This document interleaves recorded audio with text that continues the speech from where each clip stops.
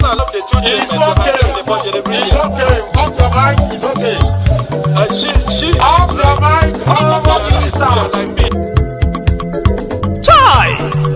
Now wow, people wey suppose talk truth to power don't off mic. And if we talk, now 500,000 they go summer us, call them hate speech. But fear not, Maiyegun don't come. Ingo torchlight every corner, nooks and cranny of all these bad people where they spoil our country.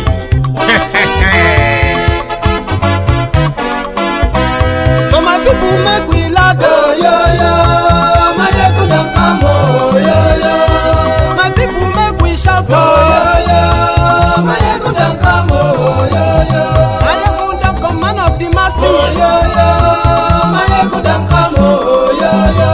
Maiyegun diary Politico, oh yo yo. Maiyegun don't come, oh yo yo. This one not the off in mind, oh yo yo. Maiyegun don't come, oh yo yo.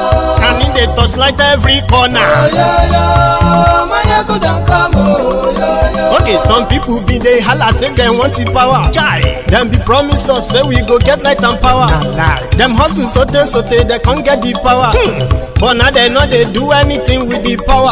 Every day, dollar just they get the higher power over naira. See them talk say make we off mind, but thank God say Maiyegun don't come. So my people make you loud, oh yo yo. Maiyegun don't come, oh yo yo. My people make we shout, oh yo yo. Maiyegun don't come, oh yo yo. Maiyegun don't come, man of the masses, oh yo yo. Maiyegun don't come, oh yo yo. Maiyegun diary Politico, oh yo yo. Maiyegun don't come, oh yo yo. This one not they off in mind, oh yo yo. Maiyegun don't come, oh yo yo. Person where they do evil, no one make person talk. Them say that Maiyegun, that man too they talk. He too they talk. Say Maiyegun diary, he they hot like pepper. But every day then they take money in bulk. Poor man picking, they the street they hawk.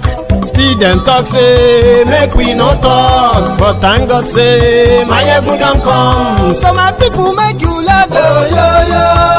Maiyegun don't come, oh yo yo. My people make you shout, oh yo yo. Maiyegun don't come, oh yo yo. Maiyegun don't come, man of the masses, oh yo yo. Maiyegun don't come, oh yo yo. Maiyegun diary Politico, oh yo yo. Maiyegun don't come.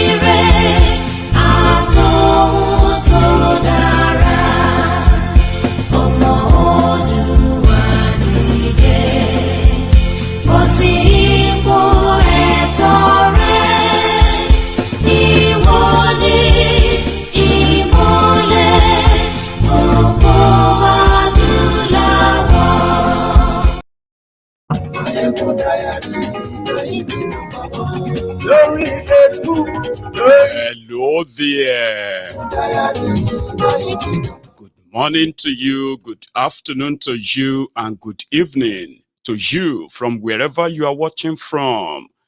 This is Maiyegun Live.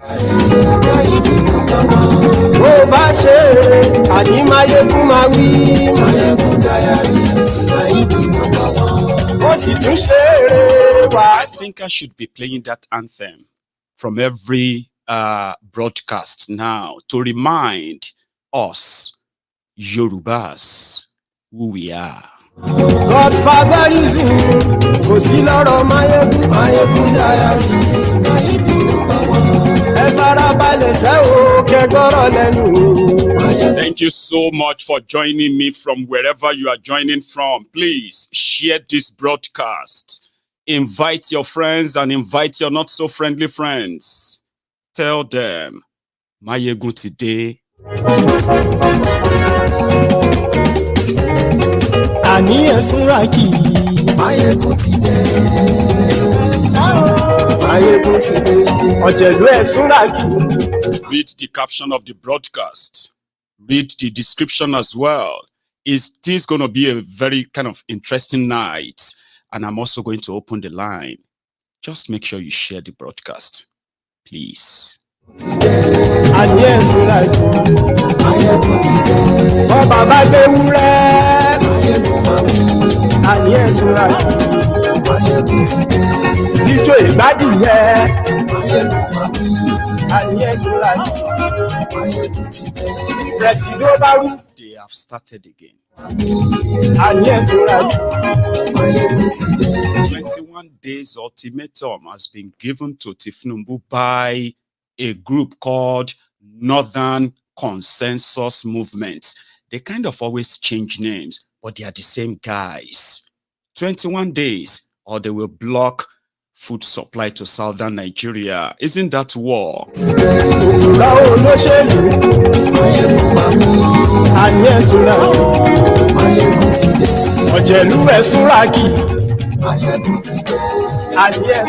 Because the Igbos, the Yorubas, they would not let the Fulani terrorists continue to roam our forest, kidnapping our women, raping them, collecting ransom on Yoruba soil.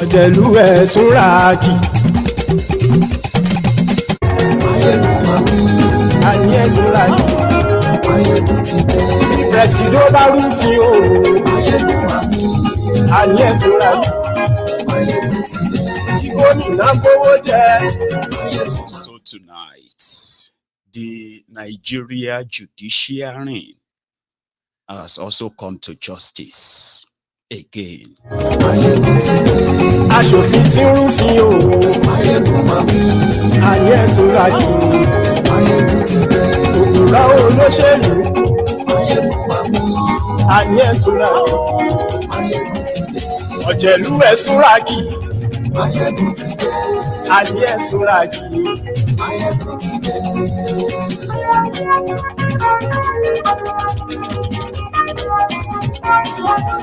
Maiyegun today. Mutide, sorry for the late start. And thank you for joining me again tonight from wherever you are watching from. This is Maiyegun live. And I'm sort of thankful to those of you who have shared the broadcast before you fully settle down to start reacting. Thank you. And if you haven't really done that, please do like the broadcasts, subscribe to my channel, make us bigger.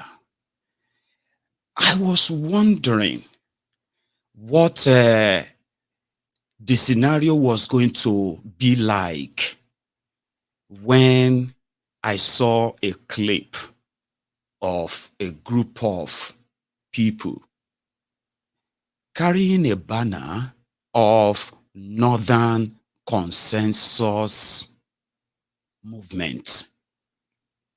And they are not Miyegun. Do you get that? And they came out to sort of protest what they call the injustice. I mean, if I see injustice, I will normally sympathize, empathize, and even offer my support to this group of people. We know the hidden motive behind their alleged injustice, and therefore it is misleading. Not only misleading, it is also dangerous. But they are not stupid. They know what they are doing. I think it was the last year. Was it last year or about 2 years ago? when a group of northern youth under a different banner came out to ban the movement of food from northern Nigeria to southern Nigeria. But it didn't work because they realized that southern Nigeria can actually live, survive without any food from northern Nigeria. Seriously. They started running at loss. The food they were bringing down to the south were because of the commercial opportunities of those, movement of food. They are mostly perishable food. Farm food that can get spoiled if they are not kept under a certain condition. They get rotten. So it was a lost battle. But I remember the drama around it at the time. Now, at the time, they were protesting the resolution of the southern governors that came out to ban open grazing and movement of cows by foot. So it became a crime to move your cows in any part of southern Nigeria at the time. So they protested that. But there is actually something that led to that. When supposed herdsmen became kidnappers, became local terrorists, ravaging villages, the insecurity under Boko Haram and the free hand that these Fulani terrorists had, and the death, blood that followed them, prompted that too.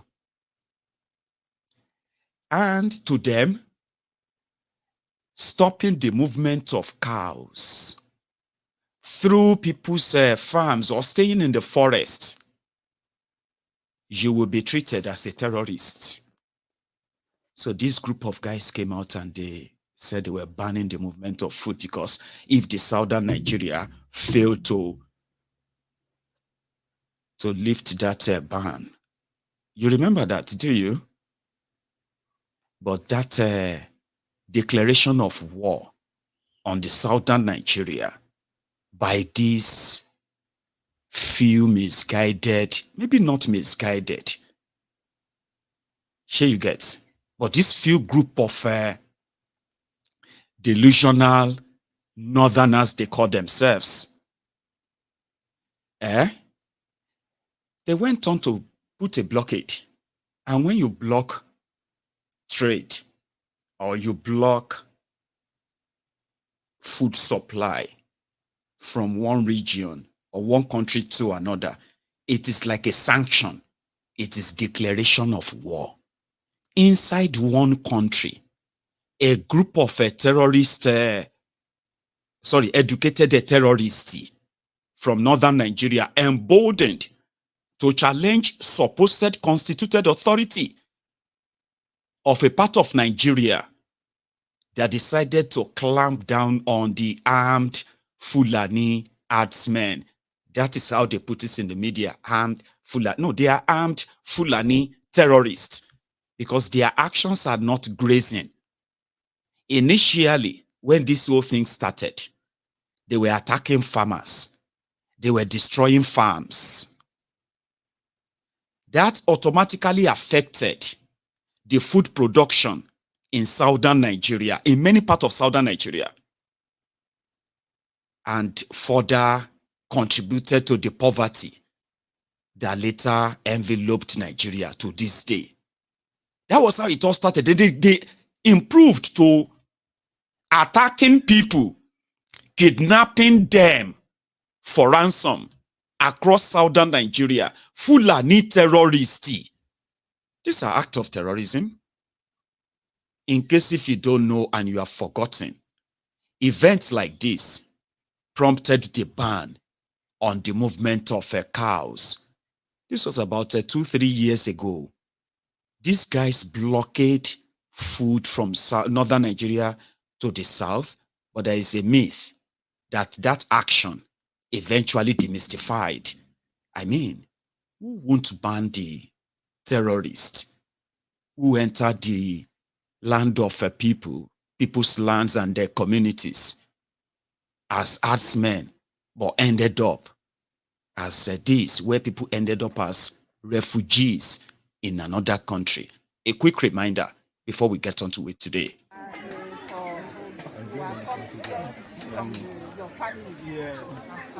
Due to that crisis, Fulani crisis that was occurred at our country, that's the reason why we migrated to this place. We are forcefully migrated to this place due to that. By force.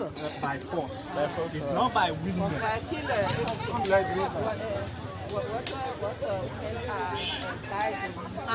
Women. Oh, man or women. How much are us, man or women? Only you. Are dying here. Both the women and men migrated from that area. No. And how much? People died. But say how many people they kill there? Okay. Yeah. There are few many people. But that our many people. Many people have lost their lives. Many people have lost their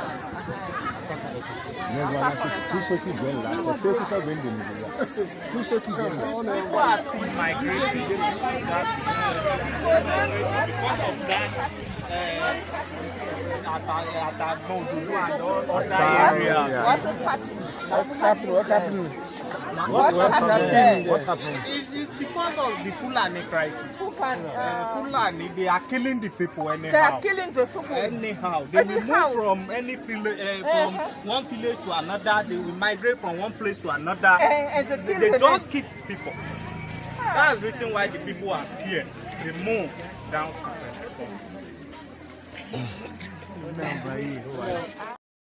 Women, children, those people were the refugees in another neighboring country.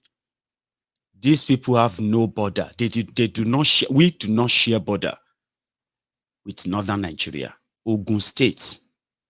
The distance between Ogun State and the nearest northern border, Niger State, which is actually the north and central anyway. Yeah, Niger State is about 600 to 800 kilometers.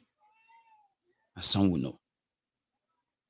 But yet, the terrorists migrated from everywhere they brought them from. And they ended up in the deeper south, close to the ocean, terrorizing the people. And in case if some of you still remember, because Stockholm Syndrome is a big thing in Nigeria anyway, but yeah, it was so bad that the political class in southern Nigeria couldn't ignore anymore. So they had to issue a ban. So this guy blockade. Fulanis don't grow food in commercial quantity in Nigeria. The real people that grow food, that mostly get migrated to the southern part of Nigeria are the Middle Beltans. And they have been the people who have been the most affected by these jihadists and their terrorism in the last 12 years. The Middle Belt, if you look at Nigeria map, and they are right there in the middle. They are the biggest in Nigeria by land space. However, the Sharia North, that hardly grows anything per se, or in commercial quantity enough to even feed themselves. Talk less of feeding any other part of Nigeria. The dry land, that at least if they indeed invested in the land, for the people of the land to benefit from it, that would have been another story. The criminals who have used religion to hoodwink their own people for so long, they continue for political conveniency.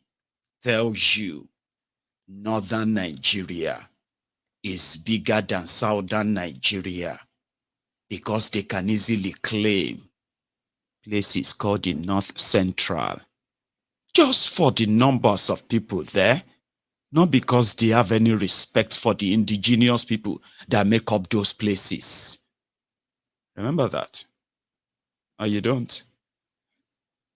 For us in southern Nigeria, the terrorism that we later suffered so deep towards the end of Boko Haram's, inglorious terroristic government, the middle belt part of Nigeria, they have been burying their loved ones that have been slaughtered needlessly, unprovoked by these jihadists for years before they finally crossed down the border, deeper into the heartland of the southern Nigeria, into the eastern part, down to the creeks.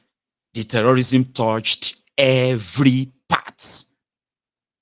But when people reacted, they quickly said the reaction was an attack on northern Nigeria. How? How is that an attack? That people says they have the right to defend themselves and they have every right to stand up and ensure that such right is never taken away from them. How is that an attack on northern Nigeria? Because for those who knows very well, okay, you see that Boko Haram. Now, put it this way. You have APC, Egbekegbe. Now, inside APC, Egbekegbe, you know there is the amalgamation of strange bedfellows. The jihadist arm are that of the CPC, where Boko Haram and his gang came from. The progenitors for the terrorists in Nigeria. Dig that, okay? Now, them coming together, they have others who are tribal, and ethnic, jingoistic. Talk about a xenophobic APC. Those ones are from Lagos and some other part of southern Nigeria. But you shall get. So it is the fusion. I've been at the infusion, shall be fusion of all of these that make up APC. Egbekegbe abi. Meanwhile, in that, they have different categories, or maybe not categories. Let's say they have different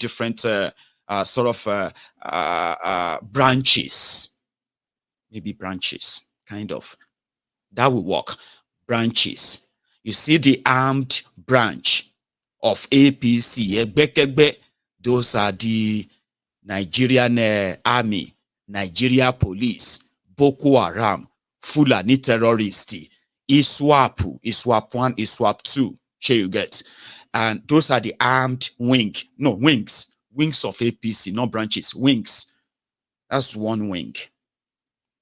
They have the propaganda wing. Then they have the RCCG wing. That one is the prayer warrior or prayer pastor premier kind of a wing of that. And they also have, what is these people called? Jibuis.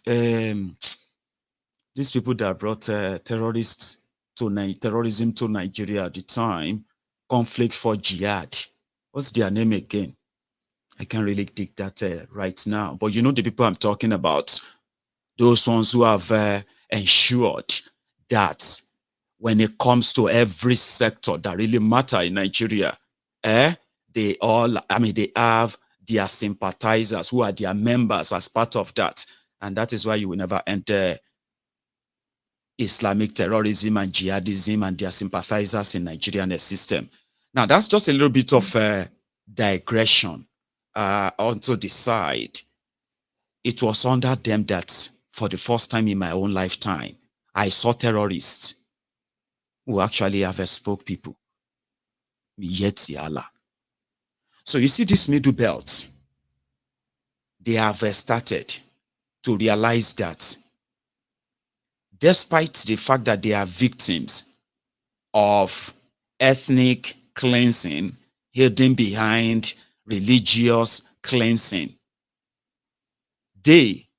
most of them who are like Christians, they've realized that all of the attacks that they have suffered, they have been attacks from jihadists who consider them as infidels.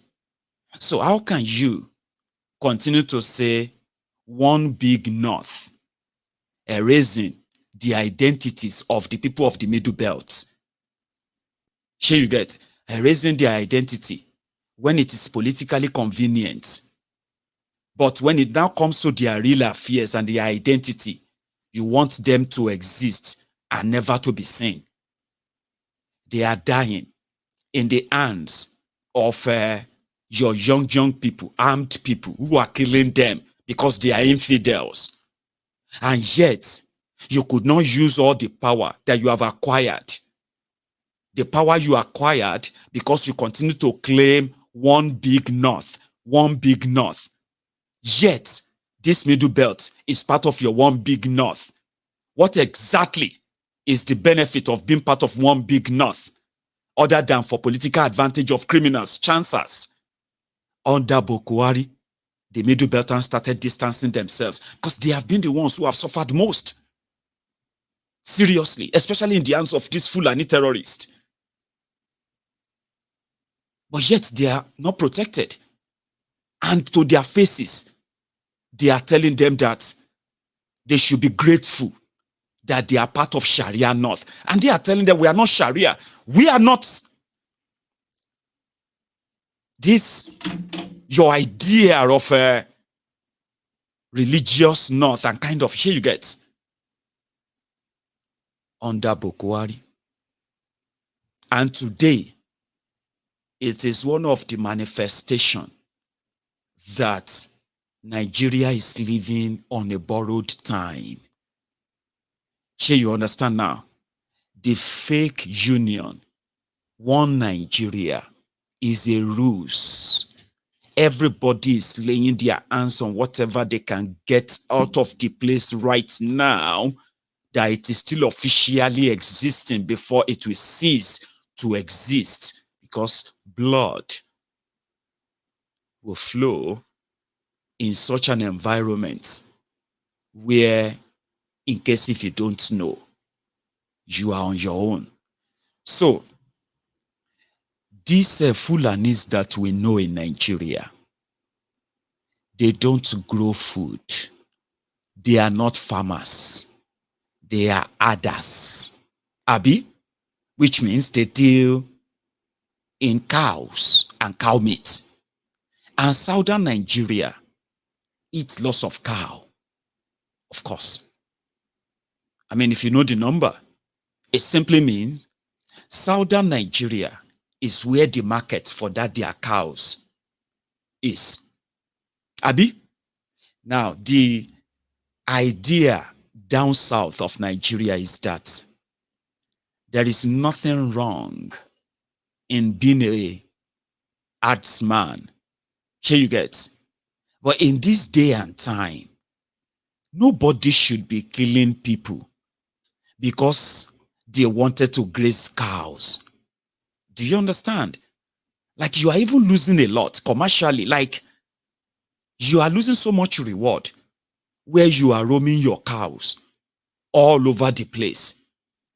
If you put your cow in ranch, there's so much you can gain. There's so much you can make. And it is even safe. A lot of the Fulani herders in Nigeria, they are also victims of a constant cattle rustling. Cattle rustling is when armed group of people attacks a Fulani and his herds.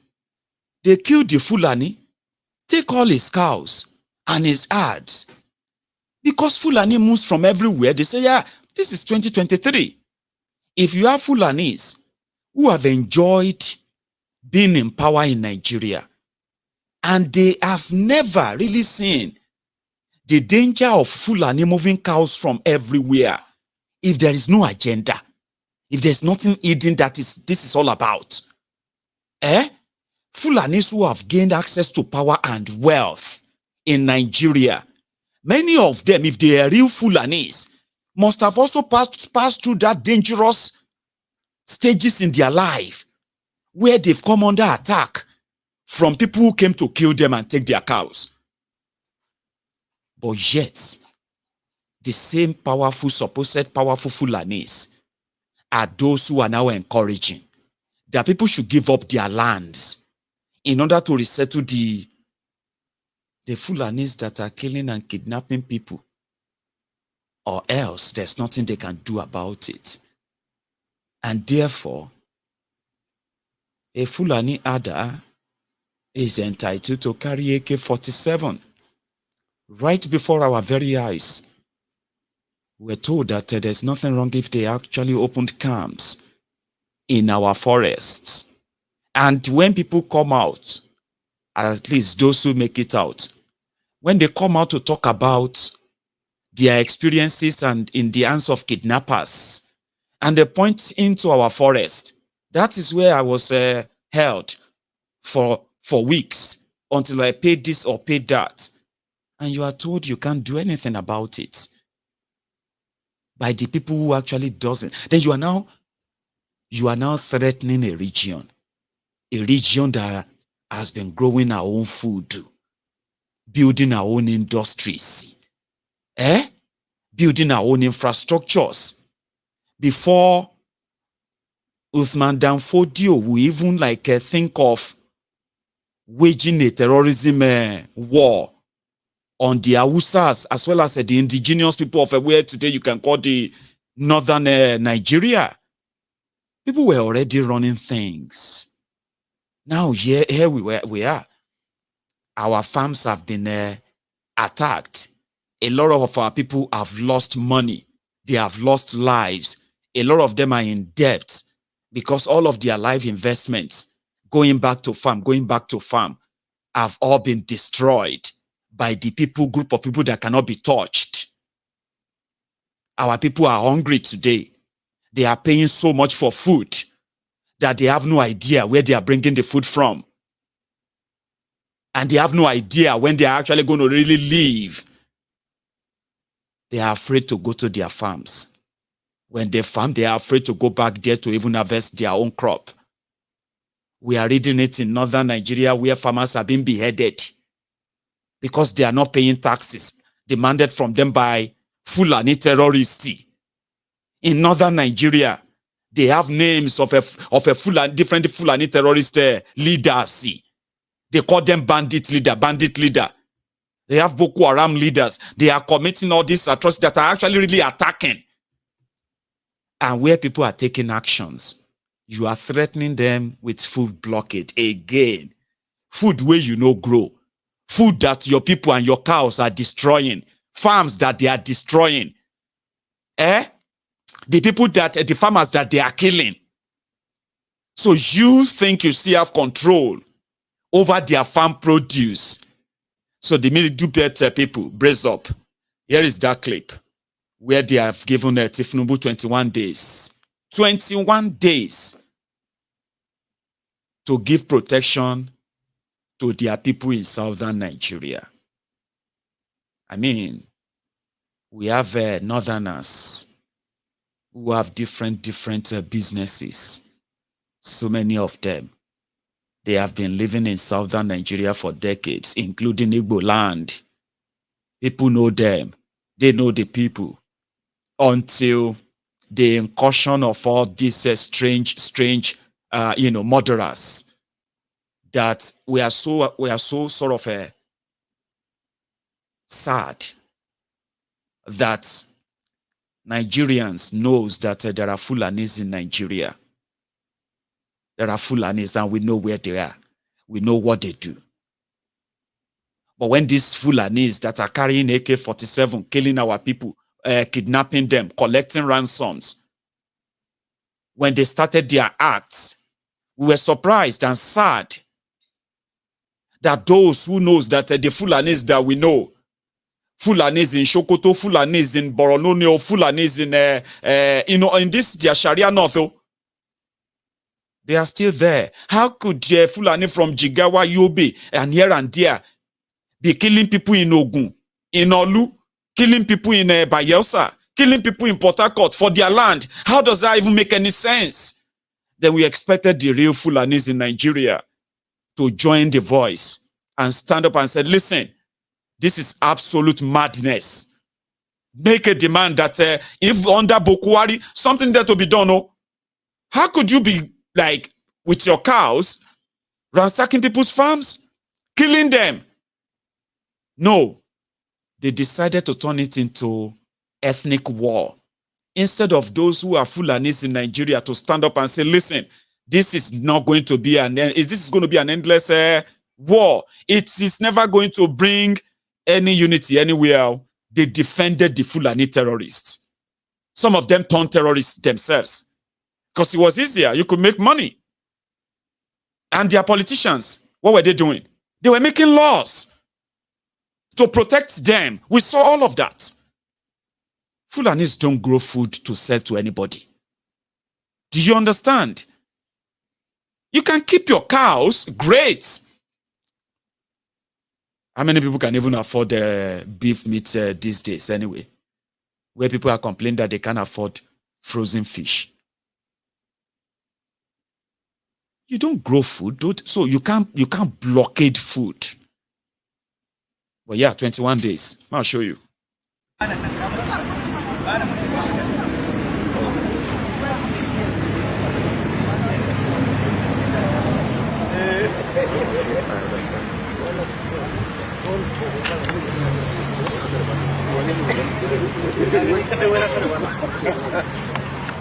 That our innocent brothers and sisters lost their lives and properties as a result of NSAS, IPOP/ESN, and Shasha Akinyele market killings. We have been pursuing this issue for over 2 years. Our effort in calming down our youths participated on our meeting in the villa with the Chief of Staff to the President of the Federal Republic of Nigeria, Professor Ibrahim Gambari, under the leadership of His Excellency, Governor Yahaya Bello of Kogi State. That led to the suspension of no food supply on the promise that adequate compensation will be paid. Since that meeting, nothing has been done towards fulfilling the promises made 2 years down the line, and several reminders have been sent to the various authorities, and yet nothing to write home about. So we decided to organize this peaceful demonstration in order to show the federal government and the world our dissatisfaction over the way government are treating issues. And we are still calling on the attention of President Bola Ahmed Tinubu to do justice to this matter, as failure to do anything on this issue we will have no option rather than to go back to the road and block every existing road leading to the southern part of the country. That is, we are doing the third no food supply to the entire 17 southern states. So as from today is 29th, 11/20/2023, we are giving the federal government an ultimatum of 21 working days. When we say 21 working days, excluding weekends, within which, if nothing is done, then it means we will have to embark on that no food supply strike. That one is going to be a strike. This one is a peaceful demonstration. We know that the President Bola Ahmed Tinubu is a Democrat and an administrator by excellence. So we are therefore optimistic that he will listen to the cry of the widows and the orphans of those of their own breadwinners that were innocently killed. Thank you and God bless you. Now, what we are saying is, in the IPOP, the NSAS, and the Shasha Akinyele market killings, that those things that happened, we lost gallant security agencies, policemen, soldiers, members of the secret police, that is the DSS, our marketers, women and youths. It is an open thing. Put together, we've lost over 300 people, lost over 273 vehicles, from open trucks to Charons to saloon cars. This thing is known. We've presented those documents to the federal government from the time of President Muhammadu Buhari, where we had a no food supply strike that we block every existing road that lead between the northern Nigeria and other parts of Nigeria, that is the entire southern part of the country, for 4 days. And then President Buhari then directed Governor Yahya Bello to meet with us, and we met. He led us to the villa where we met with the Chief of Staff to the then Chief of Staff to the President, Professor Ibrahim Gambari, and 9 senior special advisors and assistants to the former President Muhammadu Buhari, where we demanded for compensation for 47 billion. And the President then, Muhammadu Buhari, through the Chief of Staff, approved 10%, which is 4.7 billion. This issue we took to the National Assembly under the leadership of then Senate President Ahmed Lawan, whom referred the matter to Ethics and Privileges Committee and later legislated on it, and a bill was passed in that respect. And we are also aware, 3 weeks to handing over of President Muhammadu Buhari, he signed the bill for payment of compensation on that respected matter. Before President Bola Ahmed Tinubu was sworn in, we wrote to him informing him of these incidents and also the processes that we went through, the National Assembly passage of the law and the signing that the former President Muhammadu Buhari did. We were also reliably informed, as at that time President Bola Tinubu said he is an elected president, president-elect. He has not been sworn in, so he has no powers to execute anything. Now that he has taken over fully as the President and Commander-in-Chief, we've also written again to remind him that compensation is due for payment, because the families of those that lost their lives, from the security agencies to the marketers to those that are innocently trading in this 17th part southern state of Nigeria, the families are looking up to us and even beginning to think that the money has been paid to us and we refuse to give it to them. Hence the reason we have to take this action. First, to clear our name, because it is known all over the country that we have pursued this issue and the National Assembly have passed it and the former president have signed it. So we are calling on the president, the Democrat that he is an administrator, someone that listened. That was why Nigerians vote for him. And in fact, I make bold to say that Northerners made him the president, because we gave the massive vote that actually produced him as a president, rejecting our own, because we have 2 other candidates that are from the north, but we spent day and night reaching out to whoever that needed to listen or we have access to, and requests for support for him. And he was supported. In fact, part of us were directors in his campaign organization. That is to say that Nuisance Lele. Nuisance Lele. Nuisance Lele. I told you. Well, I'm glad that a lot of you could deduce that it's about money. And this guy, who has no possibly any real job, right? That guy who has no possible visible business, it doesn't appear like he's a farmer that grows food. I mean, I may not be very good observer, okay, but I think some of you could help me, please. So, people died and their trucks were burned during protests. And in order to make it sound as a powerful allegation, he quickly sneaked in IPOB in there. He said protest, NSAS, IPOB, ESN. He quickly sneaked all those in so as to make his statement sound like it's something reasonable, right? And they blockade food as a means of protest because they were supposed to be paid, or they demanded for 47 billion naira as compensation. So Bokwari approved 4.7. Now, let's do the math. According to the reports about 2 years ago, when they decided to threaten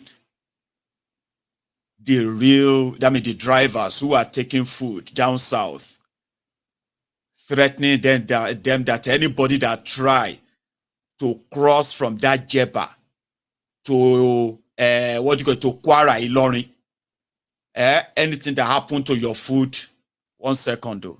Ó ti lé lọ́dún mẹ́ẹ̀ẹ́dọ́gbọ̀n sìn tí mo ti ń sìn wọ́n bọ̀.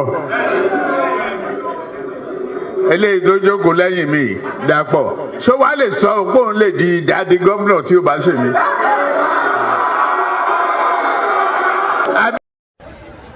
Alhamdulillah. Alhamdulillah. Alhamdulillah. Alhamdulillah Rabbil Alamin. Alhamdulillah Rabbil. We'll come back to that. I forgot that once I make too much hand gesture, my screen is going to freeze, like, I don't know why. I haven't figured that out yet, okay? So I'm going to keep my hand to myself as much as possible, right? The food blockade lasted for about 5 days.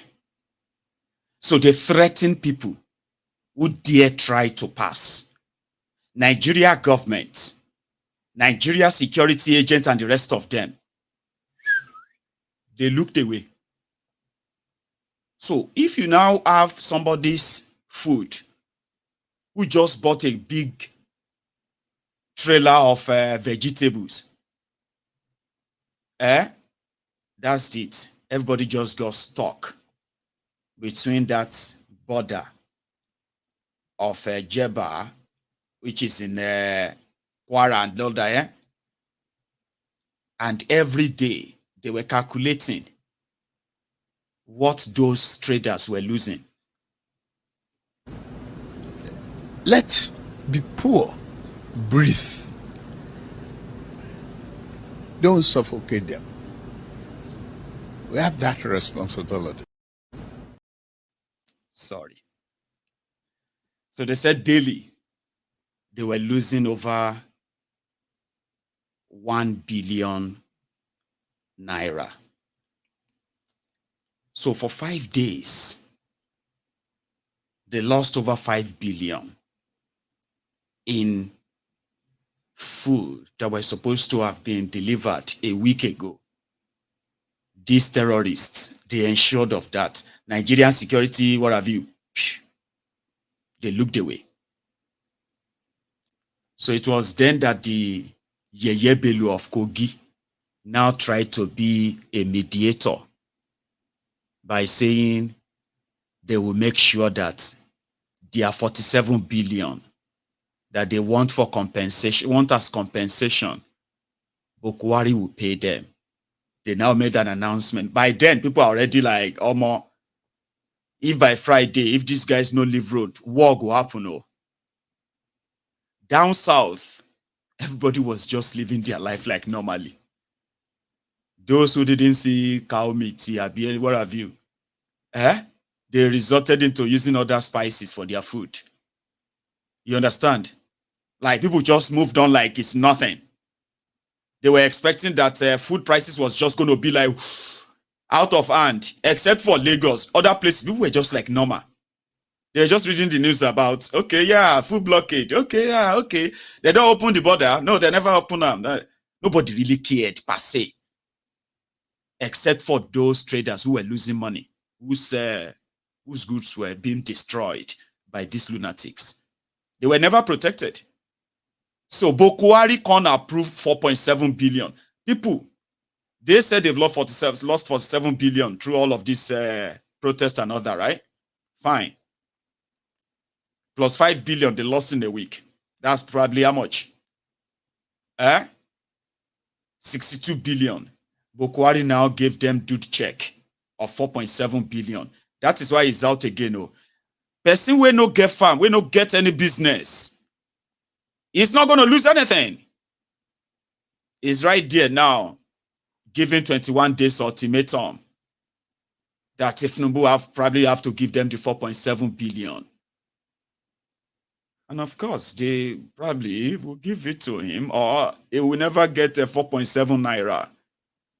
Go and block anything where you want block. People eyes don't they see shaggy already. So it's now up to you, who are real middle belters, whose food are your food are the food they are going to try to destroy. They don't grow food. Tell me how many Fulanis who have farms. How many? The Hausas who actually really have farms, and other ethnic nationalities up north who really have farms, they have become victims of Fulani terrorism. That one is another thing. Oh, did you see that video where they are showing the bandits giving an interview?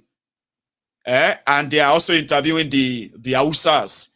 And the Hausas was asking for guns, that government should let them have guns. They want to face the Fulanis. And they were showing places where they have buried their own loved ones. So all of that politica, peri, and all of it, you get, it's all expiring, you know. And it is gradual. So middle belters, you have suffered enough.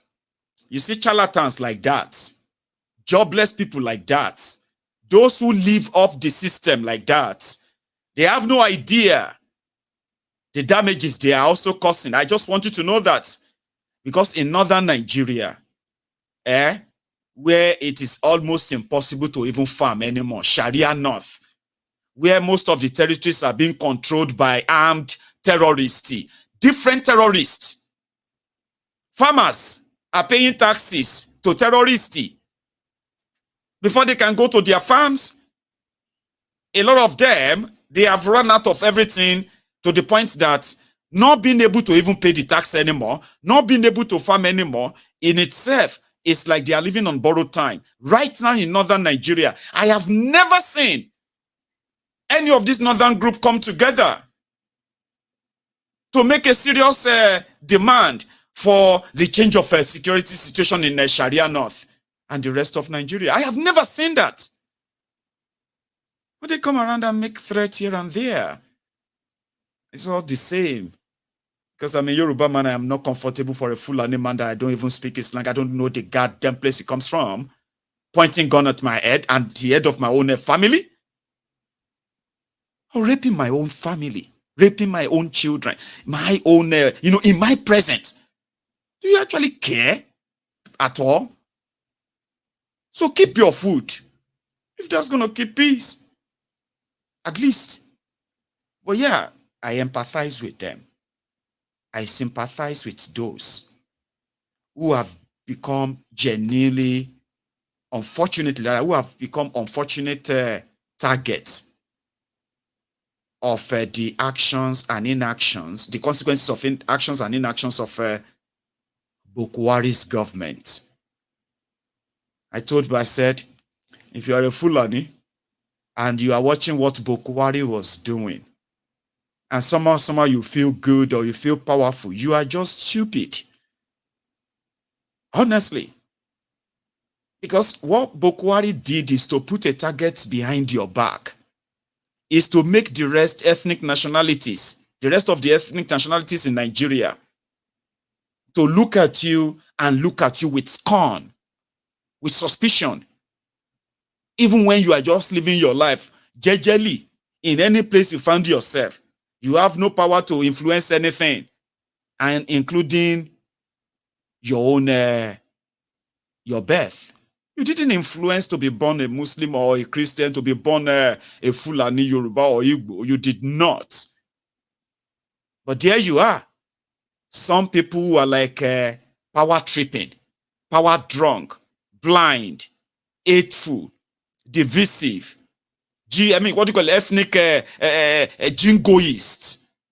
They are making decisions that continually put targets on your back, not to make you feel powerful. Same thing I am saying to some of these dumbos today, the Lagos Abobakus, the bastards. That listen, in this life, injustice. If you are benefiting from injustice today, okay, you are not doing anybody but yourself. The table will turn. Things will change. Injustice that remains, the one you are benefiting from today, you will become the victim of it tomorrow, directly or indirectly. That's what injustice, that's what it is. And when you look at people who are using your race or playing their ethnic card, race card, acting so notoriously, dangerously in your name, the ideal thing for you is to publicly reject them. I'm a Yoruba man, and when I look at what these criminals stand for, right? When I see a Yoruba man who is participating in that, right? It is my duty to publicly reject them. Because as you have them, right? If you by any means associate with them, even when you have no direct, benefit, even when you do have direct benefit from them, the end goal is that in division, they will have power. And in that same divided country, you will have a target at your back, even when you are never involved in any of that. So as a Fulani today in Nigeria, except when they know that they want to benefit from you, as a Fulani in Nigeria today, other Nigerians are going to be wary of you. Why? What did you do? Because a lot of you kept quiet when Bokwari was trying to legalize terrorism by rewarding terrorists in the name of, and instead of actually going after them for their crimes, Bokwari and his gang, they were going after those who were talking about them. A lot of you started playing the victim card. They hate you. It's because you are a Fulani. All of you hate Fulani. And that is why all these Lagos Abobaku today are saying, what the Fulanis faced in Nigeria, they will not accept it as Yorubas. Excuse me, that you are a Lagos Abobaku, a bad study, and a Yoruba person doesn't mean you represent Yorubas. You are not and you will never represent or speak for the Yoruba people. Láti bo síbo, ẹ̀yin àgbèrò. Ẹ̀yin àgbèrò ajẹlójú onílé alọ́kó ló ń kígbe.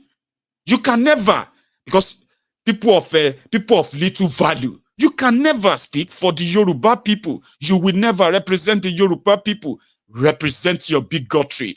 Represent your xenophobic, what have you. Great. But you will never help put a target on the back of the Yorubas when we look at these criminals who don't give a damn about you. They don't give a damn about you. You know that. You don't. That's fine. Talking about when you are playing with the tiger, ladies and gentlemen, one of these days you are going to end up in its belly. And I'm going to use Dino as an example. A Dino that we kind of know or refer to as a Canary Dino. He has seen the lights. All the gra-gra, all the goron-goron, all of the sing-songy, rip-rap. He's never going to lie to himself anymore. He participated in a charade. That's something they normally do. It's like a pastime thing for PDP when you talk about rigging in their own days.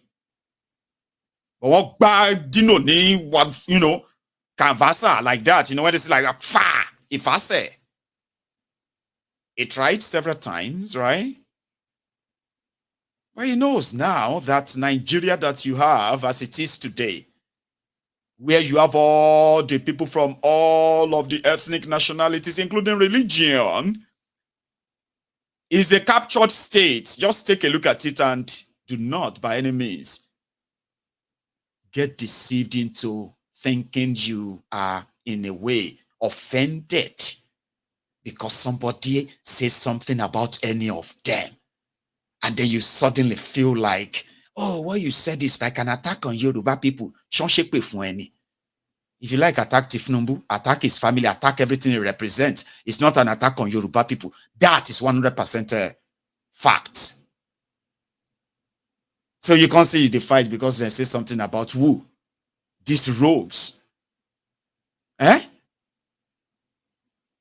If you are defending your slave masters and all of that, just say, yeah, I'm just an honorary or certified slave and I'm just defending my slave master. You're not defending Yoruba people.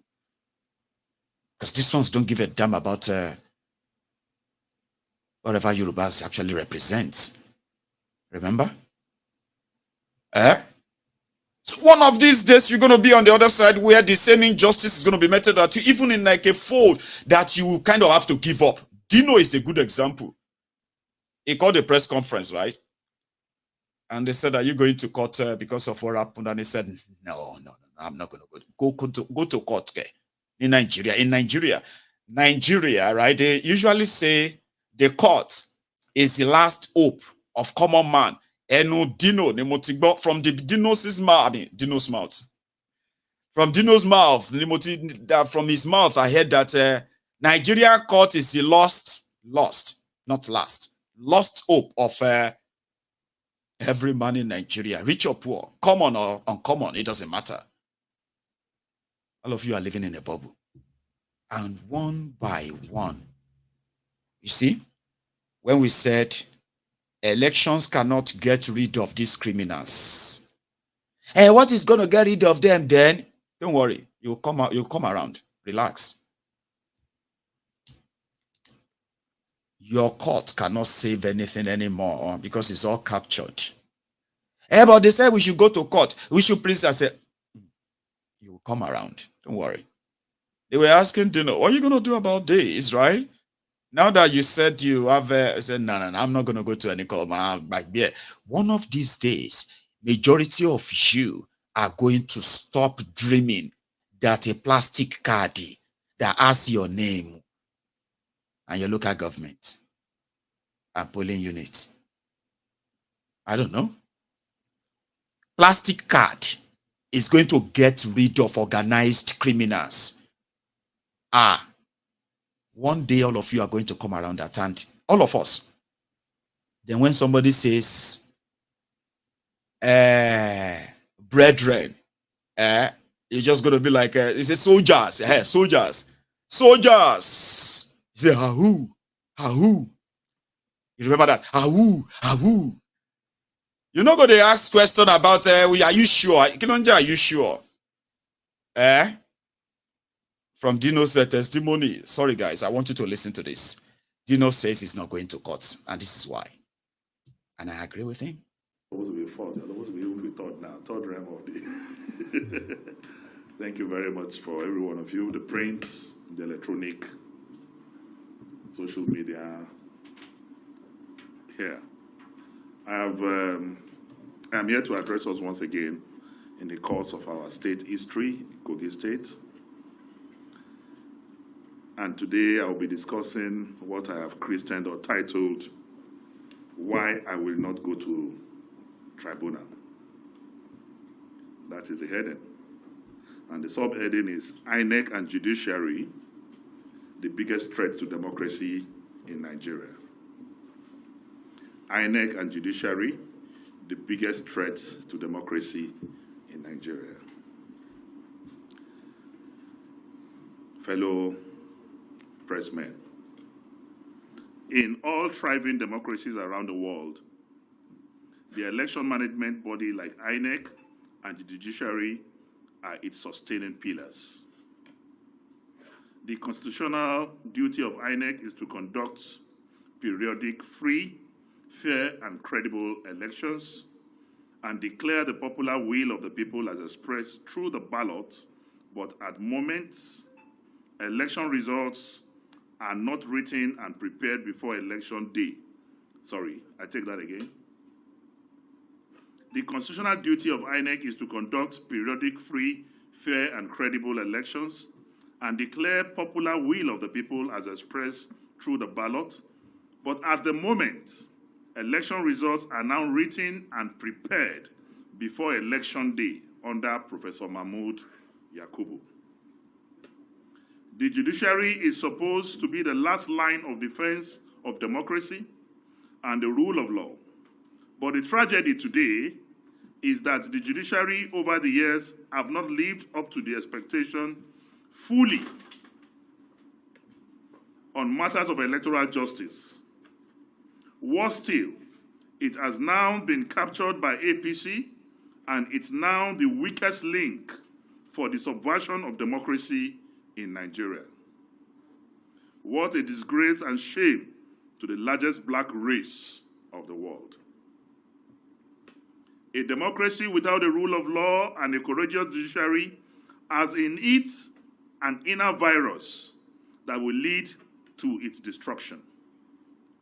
The common saying that judiciary is the last hope of aggrieved citizens is now an empty slogan, because the judiciary is truly now the lost hope of the people of Nigeria. That is why I, Dino Melaye, will not dignify a captured judiciary that is now a department of APC by filing a petition over Kogi State governorship elections that majority of the results were pre-written before the election day by INEC officials.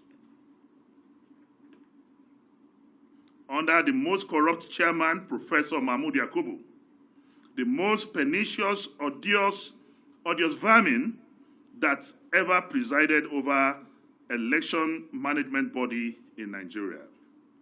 I repeat, Mahmoud Yakubu is the most pernicious, odious vermin that ever presided over the election management body in Nigeria, INEC.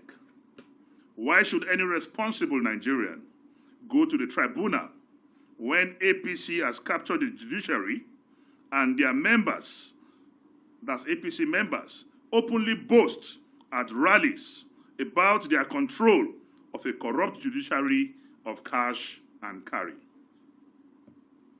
Why should other political parties and Nigerians participate in future elections with the conclusion of grip and total control of INEC through the appointment of APC card-carrying members as commissioners into INEC, who will recruit ad hoc staff, APC supporters, as pool officials? All recognized individuals of proven integrity from south and northern parts of this country, applauded by Nigerians for their commitment to credible elections as commissioners, have all been eased out of INEC. The way the so-called State Independent Electoral Commission, SIEC, is constituted by governors with party members and supporters is what is happening now.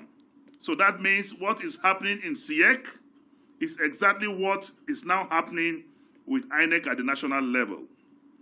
It's constituted by governors with party members and supporters is what is being replicated by this administration with INEC at the federal level.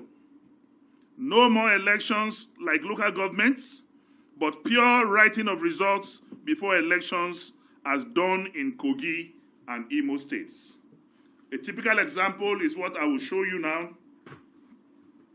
This is certified true copies. So when SDP was shouting all over the air that they need INEC and they need the tribunal to give them order for INEC to release documents to them, we got these documents last week. And they are certified true copies by INEC. This is the certified true copy of the Kogi State election on the 11th of November. This is certified true copies of the presidential election in February. What I want to do here is... The more you look, the less you see. The more you look, the less you see. Dino, we know all about that, okay? And Dino said, why should anybody go to the tribunal? When you know they have already captured the place. Why should any of you participate in future elections when you know that they've captured the INEC? Dino is asking rhetorical questions. Have you rhetorical questions? But let me help you a bit before we continue. Currently, when you see the states, they call them CX, State Independent Electoral Commission, instead of National Independent Electoral, Independent National Electoral, whatever, CX, State Independent or State Electoral Commission. When you go to those places, the ruling party in the states, for example, let's say Lagos State, ruling APC ruling Lagos. When you go inside the INEC in Lagos, more than 80% of their ad hoc staffs, including permanent staff inside INEC in Lagos, they are card-carrying members of APC. I don't know why you probably shouldn't, you know what I mean? Those are the people who are ready to sabotage anything. Here you get. It will take a lot to overwhelm them. Nah. They would rather just cancel the whole thing and rewrite the entire thing. If you go to River State where PDP is in charge, when you look inside their INEC there, their own CEC there, you will see over 80% of their ad hoc staff, as well as their permanent staff, as members of PDP, the ruling party. And that is why when what Dino said, that at the national level, they are no longer hiding it. INEC in Nigeria is appointing APC members. I'm talking about, these are not like APC that you don't know. These are APC members that you can see at different APC campaigns as INEC commissioners. An INEC commissioner is somebody who is in charge of overall electoral matter in that state. If they make you INEC commissioner for your state, now you they in charge you. Anybody, all the election that will happen in Oyo, here you get, they will come through you. You understand? They are appointing their own APC members. And all of you now won't go get your PVC. They go soon start asking you to go and get PVC. Go and get your PVC. The next election is going to be the freest and fairest and all of that. They have already started changing the story about what happened in February. And a lot of you are beginning to even forget. You are not that angry anymore. Are you still angry? Are you? No, you are not. You are still angry, but you are not that angry anymore. Because a lot of expectations have been shattered. You have discovered the truth. All of the things they told you about Nigeria that you believed, they are beginning to come out to be lies. Even though you are angry, but it's not like that anger, Abby. I'm so sorry. Let's listen to the other part of Dino's lamentation. I just wanted to listen to it. Tribunal judgment was written in partisan stationery. The CTC of Kano gubernatorial appeal significantly differed in the whole section from verbal judgment delivered by the Court of Appeal. The 3 paragraphs of the judgment declared to be clerical errors by the Court of Appeal, surprisingly and curiously, do not have spellings error. Does it mean that clerical error do not have meaning again? Because if you say something is a clerical error, and in the 3 paragraphs, no single spelling error, as the definition for clerical errors changed, we all know that it is easier to recite after taught judgments than to rewrite well-considered written judgments. And this is actually a big shame. You can see that Labour Party have no judgment. The Labour Party cried out yesterday that they were not given any judgment. They asked for judgment, and they said the judgment of the PDP will suffice. And it is laughable that in my elementary knowledge of law, as a law student or a graduate of law, I know that grounds, when you make your grounds for submissions or issues that you raise in your submissions are questions, and we're taught in law that those questions for determination must be answered by the courts. But because the courts cannot, in their good consciences, or the judges or justices cannot, in their good consciences, answer those questions raised by labor, that is why there's no judgment. What are the issues raised? One of those issues is, how did the picture of a lady appear on the server of INEC instead of posting result sheets? You posted picture. It's a question for determination. And that question has not been answered. And it is a norm, it is a practice, a convention, that questions for determinations, issues raised, must be answered. But because they don't want to answer it, and they know what the implication of answering it, there is no judgment for Labour Party. We all knew that Labour Party is a different party in that matter. PDP is a different party. And the court, throughout the sitting at the Supreme Court, did not consolidate the cases of PDP and Labour Party. And where these cases were not consolidated, how can they have the same judgment? That is one of the fundamental reasons why I would say I have lost complete confidence in the judiciary in Nigeria. In sum, we can say that our country and democracy is at its most vulnerable point of decay as a result of institutional capture. Today, nowhere to turn to by citizens for sanity. Judiciary has become an extended section of a political party, doing its bidding and delivering predetermined judgments. The fingers of providence will continue to write its verdict on the walls of our judiciary as the biggest threat to the survival of democracy in Nigeria. We are at terrible situations that led St. Augustine to declare that a country is nothing but a band of rogues without the rule of law. The judiciary has lent itself to APC capture, and it has become the instrument of partisanship.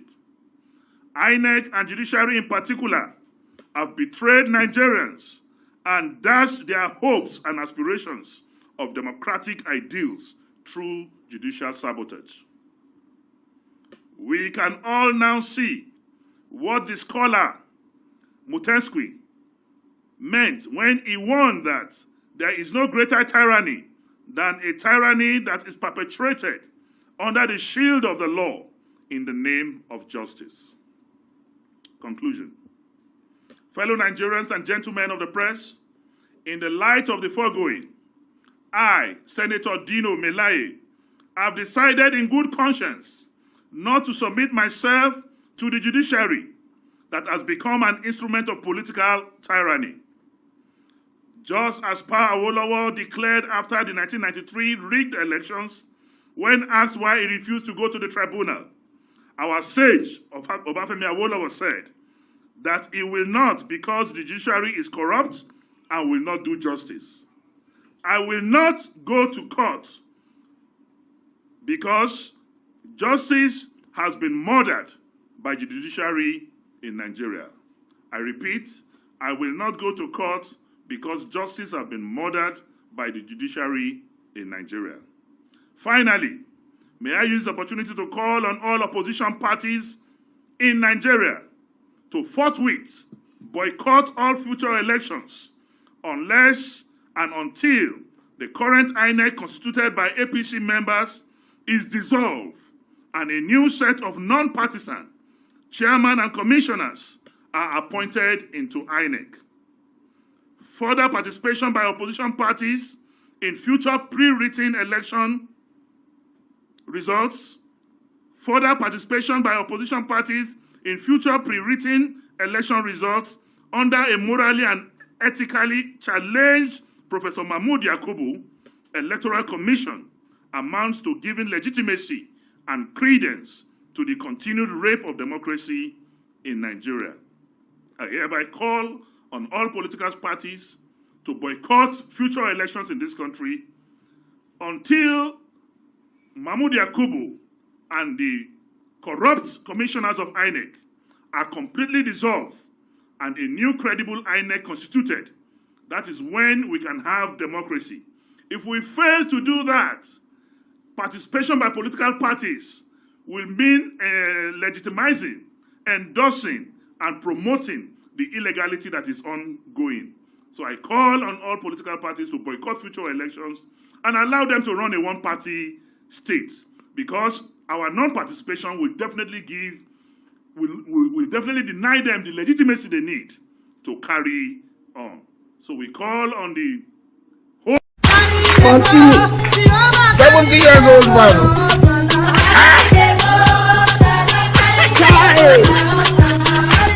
Is that you? Jesus is Lord.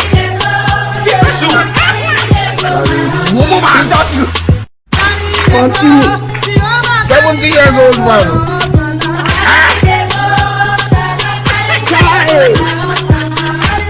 Is that you? Jesus is Lord. The more you look, the less you see. The more you look, the less you see. Dino don't see the sign. And the sign is that all of una go think say you are participating in order to make it better. Meanwhile, you are just enabling, and they are taking you. You know, so they carry, they go where you don't know. They know they carry me, they go. They carry me, they go. You see, that's what we handle. You have no idea if you think you have a standing or a fighting chance with these rogues. You don't. All my break in Nigeria up last. Despite the fact that the last 6 months has been one of the most harrowing months for a lot of people, especially economically in Nigeria. And we started seeing those who started saying, Ashiwaju, don't let them do yeah, don't let them share yeah also. People are laughing at us now. We are the one who fight and stood for you. Ashiwaju, you need to do something. This country is very hard, though. Please help us, so we know we're hungry. Oh. And you started seeing them, and you're like, oh, so you be bastard. They say, yes, I'm a bastard. Okay, you be bad. Shize. Now put on ourselves this one. You know, some of us were saying that those who were crying, saying, we voted for you. This is not what you promised us. If we know that this is what you are going to do to us, we will never have it. And we said, if you put another election, if you organize another election for tomorrow, you see the same people who are crying that they voted for Tifnumbu and they are now like sad and all of that, and they are telling them to calm down, to relax and wait, give them time. Those people will do it again. And that's when we advised ourselves that don't let them use emotional blackmail to pick your pocket. Don't go, they do Mr. Nice. If you are that nice, that you are looking for somebody to help, I would advise you just go into your WhatsApp. You go see that your cousin, that one that you've not responded to for a while. A family member may kind of make use of that money. Try it. Sure, you get, instead of seeing somebody who is crying on social media because they cannot feed themselves because they voted for APC, but they didn't know. They do know. You know, say Gbajabi Amole is now the chief of staff. I think I've said something like that before too, right? That you see those people who were displaced by the terrorism in northern Nigeria, that we're seeing all of them, women, children running away from the attacks and all of that. You remember those days, and we did say, as they are running away, if you put ballot box on the roadside, and you put the picture of Bokwari on one, and put the picture of somebody else on another one, as they are running away from the terrorists, they go still ask for ballot paper, make them vote for Bokwari. That's the same thing with some of these people, but this one is different. So I wanted to deal with the voice. It happened in Lagos. Bajabia Mole is the chief of staff to Tifnumbu, and he is also the representative of a Surulere federal constituency. So he's already resigned as a lawmaker, and that seat is vacant. There is an election into a by-election into Bajabia Mole's seat. And some people still trying to go out there to say maybe people can't vote for them, maybe, you know. But there you have some people too. Okay, they are thugs anyway, yeah. Well, I think this one should bring back the memory of, at least for some of you who are beginning to forget what happened in February and before then. This one happened just last night, as the opposition are trying to hang a banner of a candidate right there, right? And this guy showed face. I'm sorry, they didn't speak much of English, but it's mostly, hey. But I just want you to please pay attention to the scene. That people are still there. The thugs are still very much willing to do exactly what they did that brought this calamity on a lot of you, that they are telling you to hang on and be patient today. There are those who will do it again and again and again. I have told a lot of you that the moment INEC announced Tifnumbu as your winner, the moment you allow them to announce him winner, the moment you allowed him to be sworn in as president, now only Asarailu can save you in the hand of Kolu. Without that, even when you're 8 years, when 88 years come, around that time, all of Funago don't change. See how many of you have changed today. Many things you never believe you can keep quiet and look away from. Today, now you be the expert now. Mind your business, Maiyegun. They have kidnapped 14 people. They have killed 100 people in Borono. Mind your business, Maiyegun. What's your business there? Are you from Borono? 8 years ago, you will see grown-up men and women crying because they just found out that they killed somebody somewhere. Today, breaking news. This will not even get news again. Which one be breaking news again? Breaking news. They kidnapped 300 people. And they also killed 200 soldiers. So this will not even get news again. She said, this one are news. See, Baba, they said they kidnapped 400 people and they killed 200 soldiers. That will not be news. Well, Baba, now today that they killed, they give us news. Instead of them give us good news. I say, Baba, that will not be news. 8 years ago, people bought the propaganda of the Chibok girls.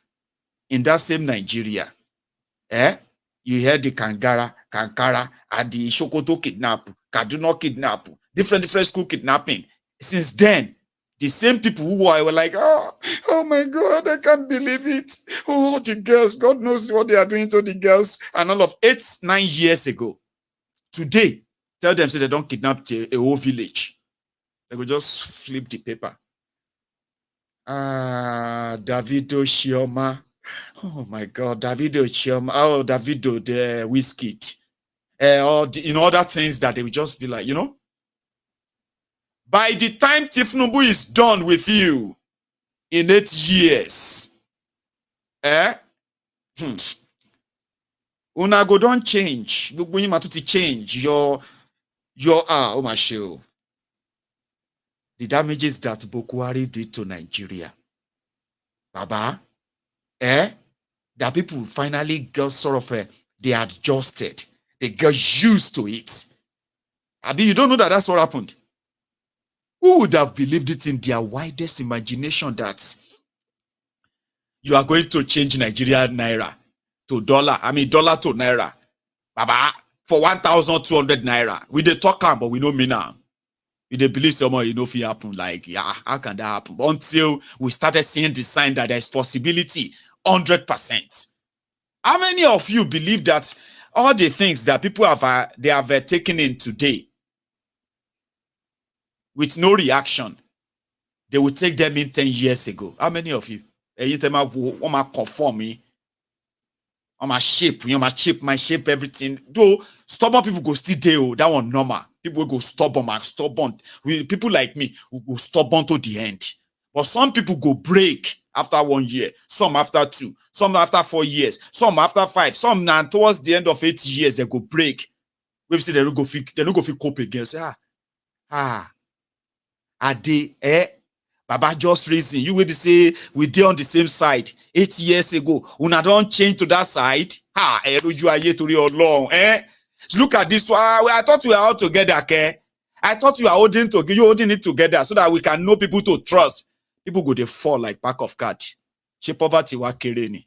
You don't see poverty. See, all of us we don't see what poverty be. If we start they smell the poverty, they nearly they roast us like that, Baba. Only you touch your law. You go see your more to my break. You go break down and say, well, Benny, all this comrade, no if you pay my bill. I say, you don't even have fear of God. You have been very, very consistent for the past 12 years. I don't try. Many other people say, go do consistency. I know if you shop consistency again, I have seen that happen many times. As a in lower call until when you actually feels like you want to break yourself away from the shackles of that establishment. Around that time, you are not going to see Kolu. You are not going to see Yoruba. You are not going to see Igbo. You're not going to see Hausa, Fulani, Ijo, Ishekiri, and all of. You're not going to see all of that. You are going to be seeing the weapon fashion against you. How many of you have prayed against that? Dear Lord, oh, no weapon fashion against my life shall prosper, because I know Jesus. You know that? No weapon fashioned against you should prosper, because you have faith. Abi? In fact, no weapon fashioned against you should prosper, because you have info. Right info. One information, of info. Info, laugh info. Have you seen that guy before? There's this guy on the blog, quite funny guy, right? He said, info. Laugh info. Nigeria, these criminals have made Nigeria or turned Nigeria into the weapon fashioned against you. By the time you begin to look at them, you are not going to see your fellow Yoruba, fellow Igbo. You are not going to be seeing your fellow Christian or fellow Muslim. You will be seeing the weapons and the people behind the weapons fashioned against you. Without that, Baba, you see those who brought these rogues, no matter the shege you are seeing, they will do it again. Trust me. Motiriri, life is a teacher. You don't know. The more you live, the more you learn. Nisuru Lere. There are people who are ready to deal with you because of APC. Now you could come to wonder, say, to your long. Check this one out. Sherry got on shit. Never find anybody in blow. Never find anybody in blow, be by. Yes, feel it. I want to go.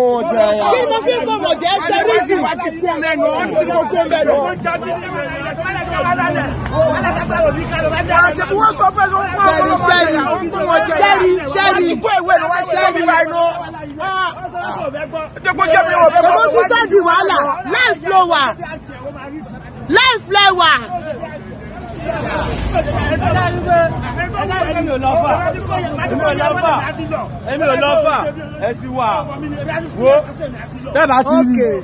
Okay.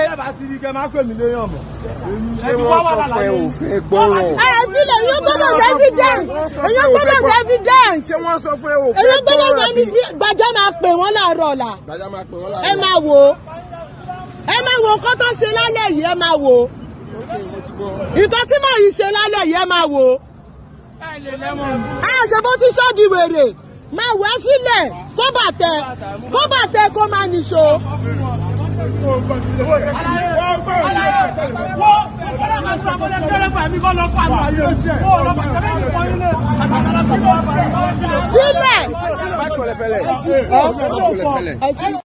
That one is too dark, Abi. So what they are having there is that they're like people of the same place. Do you understand? It's like all of us in the same street, in the same area. We know ourselves. You probably know me. I know you. We know ourselves and all that. How could we then suddenly just turn to enemies simply because we want to put up a banner that is of a different candidate from yours? Like, how could you be like that? Tomorrow morning, all of us are going to see ourselves. We're going to call ourselves. I mean, you know, kind of, right? Might give you the one that seems to be a little bit clearer, okay? Sure. Check it. My baby, Joe.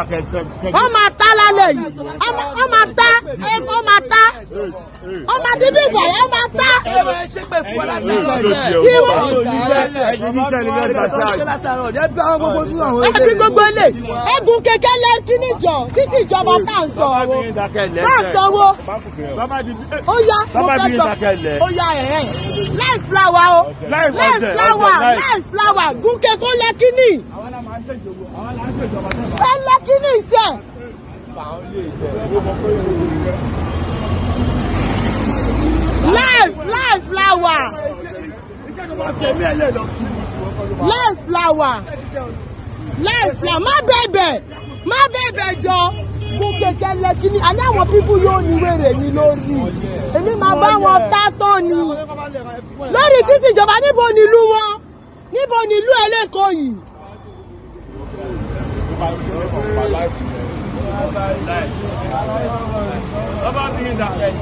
Ká máa lẹ̀.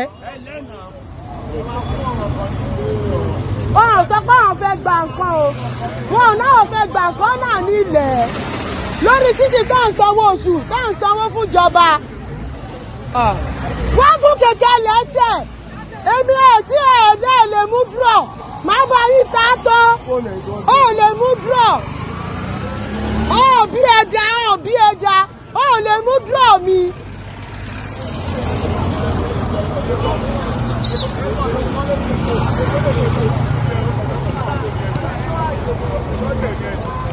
Mama sọ̀rọ̀ live la wà, online la wà.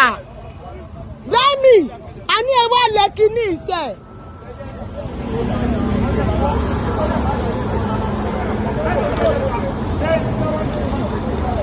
A ní o máa lẹ́kí ní ìlàlẹ̀ ìṣẹ́ rí bíbà máa lẹ̀.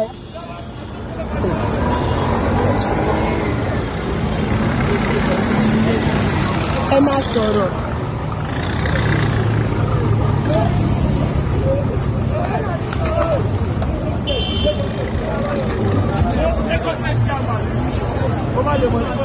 Ìwọ ló wà ní secretariat wàá sọ ìwọ̀n Súlè gan máa ń òun òmù ẹ rí.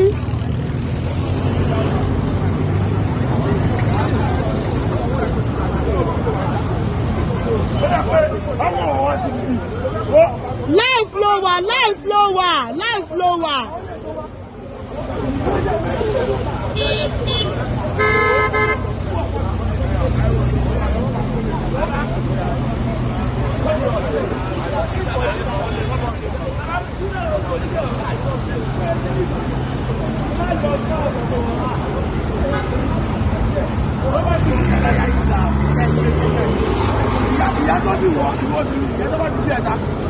Wọ́n bá wọn fẹ́ síbẹ̀.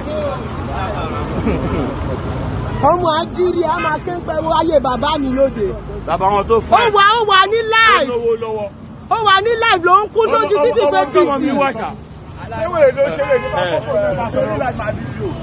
Máa fídíò àwọn eléyìí o, máa fídíò wọn. Anything can happen, máa wà live. Mama one life, anything can happen. My one life. Come on, ẹmọ bí tẹ́mi gan ti wá ni ládùúgbò yìí ẹmọ bí tẹ́mi gan ti wá ni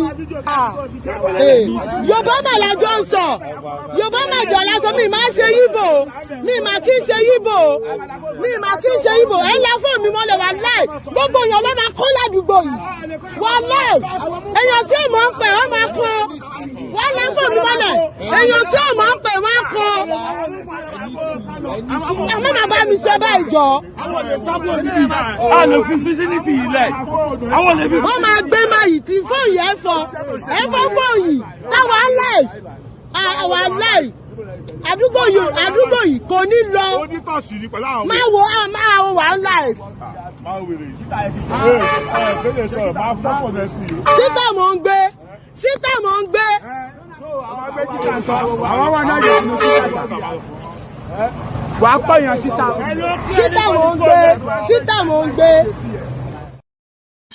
Sorry, guys. I mean, I'm going to interpret. The video you are seeing there is a lady who was practically standing up to the thugs, the street, thugs. Usually in Lagos, for those who are watching from outside Nigeria, who hasn't been to Lagos before, okay?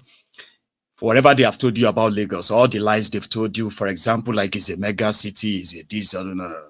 You see, in Lagos, every street, I mean, especially on the mainland, is controlled by different gangs of group, okay? Like group of gangs. And what they do every day is to take money from all the commercial cyclists and buses. So they control bases like that. Now, if you want to do anything on any part of the streets, there is always going to be 1 or 2, 3 gangs that will come and give their permission to either do it or not. But in this case, a lady was putting up a campaign banner for another political party for an upcoming by-election in that area of Lagos. But you see those thugs in Lagos, every thug, let me say, every 10 thugs that you see, 8 of them are loyal to APC, Tifnumbu. So they believe that they are protected by being part of his criminal street gang. And that's why they believe that he controls the street. All these guys have no electoral value. Majority of them don't even vote. Their job is just to make sure that everything that happens on their street, including when election wants to happen, or who is allowed to campaign during elections. These are the unofficial, they have a name for them. I think they call them non-state actors. So that lady was putting up a banner, and they were telling her that she can't put any banner up because they are the one in government. They don't want any other party to campaign here. So she, being somebody who actually from the area, who grew up there, she is standing up to them and continue to tell them that I'm not Igbo. Me, I'm not Igbo. If they burn you well, touch that thing. They are telling her that she can't mount the banner, and she is. One sec, I'm coming. Mo sọ fún yín gbogbo ẹni mo fi ń sọ ohun tí àwọn leader wa sọ lókè ni pé Sanwó-Olú ni. I want to assure you this place we are not going to allow anybody to vote for anybody here.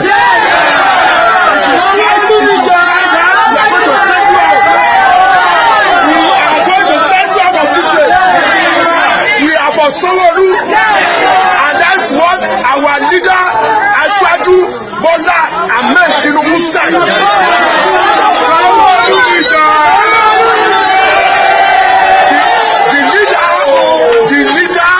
The party, that is the APC. Yes. We have hierarchy and we have leadership. Yes. We have leaders. Yes. And we have been directed by our leaders to go and vote for Sanwó-Olú. Yes. And that's what we are going to do. Yes. This local government, we are not going to allow anybody to vote for Ambode? Yes.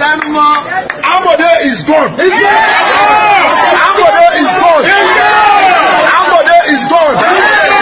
And is gone. That is the Lagos. Just in case if you are watching from outside. It is Baba Sokpe, our leader, have said. Now, if the leader says no other candidate, that's just what it is. You are not allowed. So the lady was kind of standing up to them like, if you try it, they will pack all of you here tomorrow. Where are you from? Are you even from this area? You know what I mean? Like she is trying to stand up to them, but I decided to kind of share that with you so that all of you who are not different from the Lagos Abobakus, especially those of you who are Igbos, who are also bigots in your own ways, that it is an opportunity for you to say all of the horrible things you want to say about the Yorubas because of all these street urchins, this xenophobic APC, Egbekegbe Agberos. I just want you to know something, that they are targeting or using the Igbos for their own political, what do you call it? Their political war or survivor. There are Yorubas who actually reject these criminals. There are Yorubas who have been killed for standing up to these criminals and their activities. And just so you know that these criminals don't represent the Yorubas. They will kill any Yoruba that do not follow their dictate. They will do everything to destroy you if you just stand up to them alone. And our people have never shied away from standing up to them. And that is why you can imagine how sad it is for some that even in your own legitimate reactions to all these xenophobic wearies, you should always have that at the back of your mind, that these guys are not keeping prisoners when it comes to their, what do you call it, their slavish adventure. The Yorubas are not benefiting anything from them. And the style of Agberoism or rightism and all of this you are saying, they are not synonymous to us as Yoruba people, for those who know us very well. We are not hateful people, divisive people. We don't care where you come from. We welcome, we accommodate, and we have never lost our respect for other people, except they lose theirs for ours. Sure, you understand? So every time you are in that your drive to say all your horrible things about the Yorubas because of all these Olori Brukus, right? I'm not saying that it's going to make you better, because a bigot will always be a bigot. Whether you are Yoruba, Igbo, Hausa, Ijo, whatever, a bigot will always be a bigot. But just have it at the back of your mind that, apart from that, apart from the fact that none of this actually serves anybody's interest, those who are milking it for political gain, they are treating those that you believe they represent scornfully the same way. They are campaigning on their xenophobic, divisive rhetorics. Just so you know, I want you to see that. Nobody is safe in their hands. They are as brutal as you can think. Sure. Talking about justice system, by the way. I actually want to take calls tonight. I think I should make it a bit more controversial, right? Have you heard or seen the response of Asari Dokudumb? Oh, sorry, Alaji Asari Dokubo. If you say Doku Pig, well, that's up to you. To the claim of Oba of Benin. A lot of people have been saying a lot of things, so others have been using the opportunity to attack the Oba. But I want to share that of Asari with you. Then I'm going to share another one that seems not to be so too direct. Then I'm going to share what Shiwore had to say about the justice system. Then I will take calls. We'll start with this. Asari. Alone how they talk. Lagos belong to Benin people. Look at how unintelligent you people are. How did the distance between Lagos and Benin people? They don't even know history. How Lagos was founded by Benin people. Look at how stupid you are. Those are useless argument to be, is. Useless argument. Dawome attacked Lagos. Dawome attacked Abeokuta. Dawome attacked Oyembe. Borough fought with Oyembe. Dawome is in Benin Republic. So Dawome people say, we own this place. Because they came to fight there. Borough, part of Borough is in Benin Republic. So Borough people will say, because they is sharing all those places, Borough army at the time occupied these places. So Kichi, the Okogun area of present Oyo State, Borough people were occupying some of those places in those days.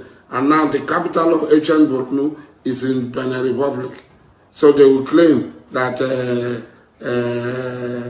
Igbora, the whole of Okegun belong to them. You don't know history. A Benin army attacked Ondo, this down. Ijaw people ferried them. It's in history. Ijaw people ferried them. They went and attacked Lagos, Lagos Island. Not the whole of Lagos, just Lagos Island. And they occupied Lagos. Lagos was made up of 5 divisions. 4 of these divisions were in the former Western region. They don't know history. So they keep talking. Lagos belong to Benin. Which Oba of Benin that Lagos belong to? Which Oba of Benin? You see idiots. So they flew from there to found Lagos. They carried the land of Lagos from Benin and took it and put it in among the amidst the Yoruba people in Lagos. They carried, as they were coming, the Oba of Benin carried historical parasitism. Most of these things are parasitic history. It did not even happen.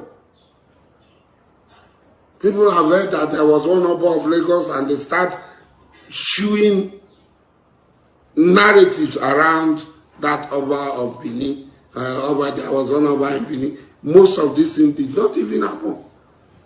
That is if they ever happen. But the question I'm asking, the Oba of Benin and the Benin people now package the land of Lagos. They package the land of Lagos from Benin and came and, lay it down amidst the Yorubas. Nuisance leleyi. Nuisance leleyi. Alhaji Asari, I know some of you are probably going to be like, he has nothing real to say other than just to say he disagrees. Okay? But there is this guy. I know some of you know the face of this guy, okay? Usually it was the one who was telling us about Tifnumbu, Gafaru Tinumbu, Tinumbu's daughter, Gafaru's daughter, how Tifnumbu stole the identity and the rest of that. Somehow, Alaye became their friends. And he became one of those who were now asking the, what do you call it? Asking you to vote for Tifnumbu. But he has a story here, and I'm going to just leave him out of it and just let you listen to that. It's a Lagosian, he claimed, okay? Responded to the Oba of Benin on the same matter. Quickly. With all due respect to the Oba of Benin, Oba Atokwe, sir, may you live long. Point of correction, sir. Lagos was never founded by the Benin. Lagos was never founded by the Benin. I'm glad that you said some part of Lagos, not all or the entire Lagos. Yes, you are right. Your ancestors settled on a small island that was called Eko then, before the creation of Lagos. And on this very island, they never created it. The island has been there before the arrival of your ancestors. Your ancestors only came and forcefully imposed a taxation system on transit with the traders on the land called Igoro, Idu Igoro, wherever that means in Benin, I do not know. But there has been other tribes on the island before the creation of Lagos, even before the creation of Eko. We have the Aworis, we have the Isheri, we have the Olofin. So many tribes has been on Lagos, or the modern Lagos now, before the creation of Lagos State. So if we want to talk about your ancestors, they are limited to a particular community on the island, which is now Lagos Island, and it's called Isale Eko. And that Isale Eko, if you want to allude to the assertion of the Oba of Lagos, Oba Rilwan Aremu Akiolu, that said that his ancestors was traced to the Benin. Yes, the man was right. If you want to talk about the Ashipas, the Ologukuteres, the Ados, the Erelukuti, they are limited to Isaleko, not Lagos in general. And that is where they have all their compounds. And it's called Isaleko. So I will urge you, sir, to revisit Lagos and take a tour into the place that your ancestors settled, which is called Isaleko, not Lagos. So a lot of people that are saying Lagos is no man's land, somebody created Lagos. No. Lagos has been, that island has been in existence before the creation of Eko and even the creation of Lagos State. And for us to know that it was the greed of the Awolowo's then that created Western Nigeria, or moved Western Nigeria to some part of Lagos. And that was before the creation of Lagos State. So, sir, revisit Lagos for prosperity's sake. History, nobody can rewrite history. I am Oshodi Takpa. My ancestors were from Nupe. We also settled in Lagos. And in 1851, the Oshodi Balogun Oshodi Takpa defended the civilization of Lagos. Even how many times would they tell you before you know that Nigeria is not for you? Ah! Now they never leave you. They have left you behind. Photo, not be juju be that. Sorry, oh. May God not allow them, make them kill you. Because the bottom line is that how much food is your ethnicism putting on your table? How much safety is your religious fanaticism giving you? And what much progress is all this history going to sort of give you? Sure, talking about the injustice through the supposed justice system. Abi, I will take calls after this. More listen, guys.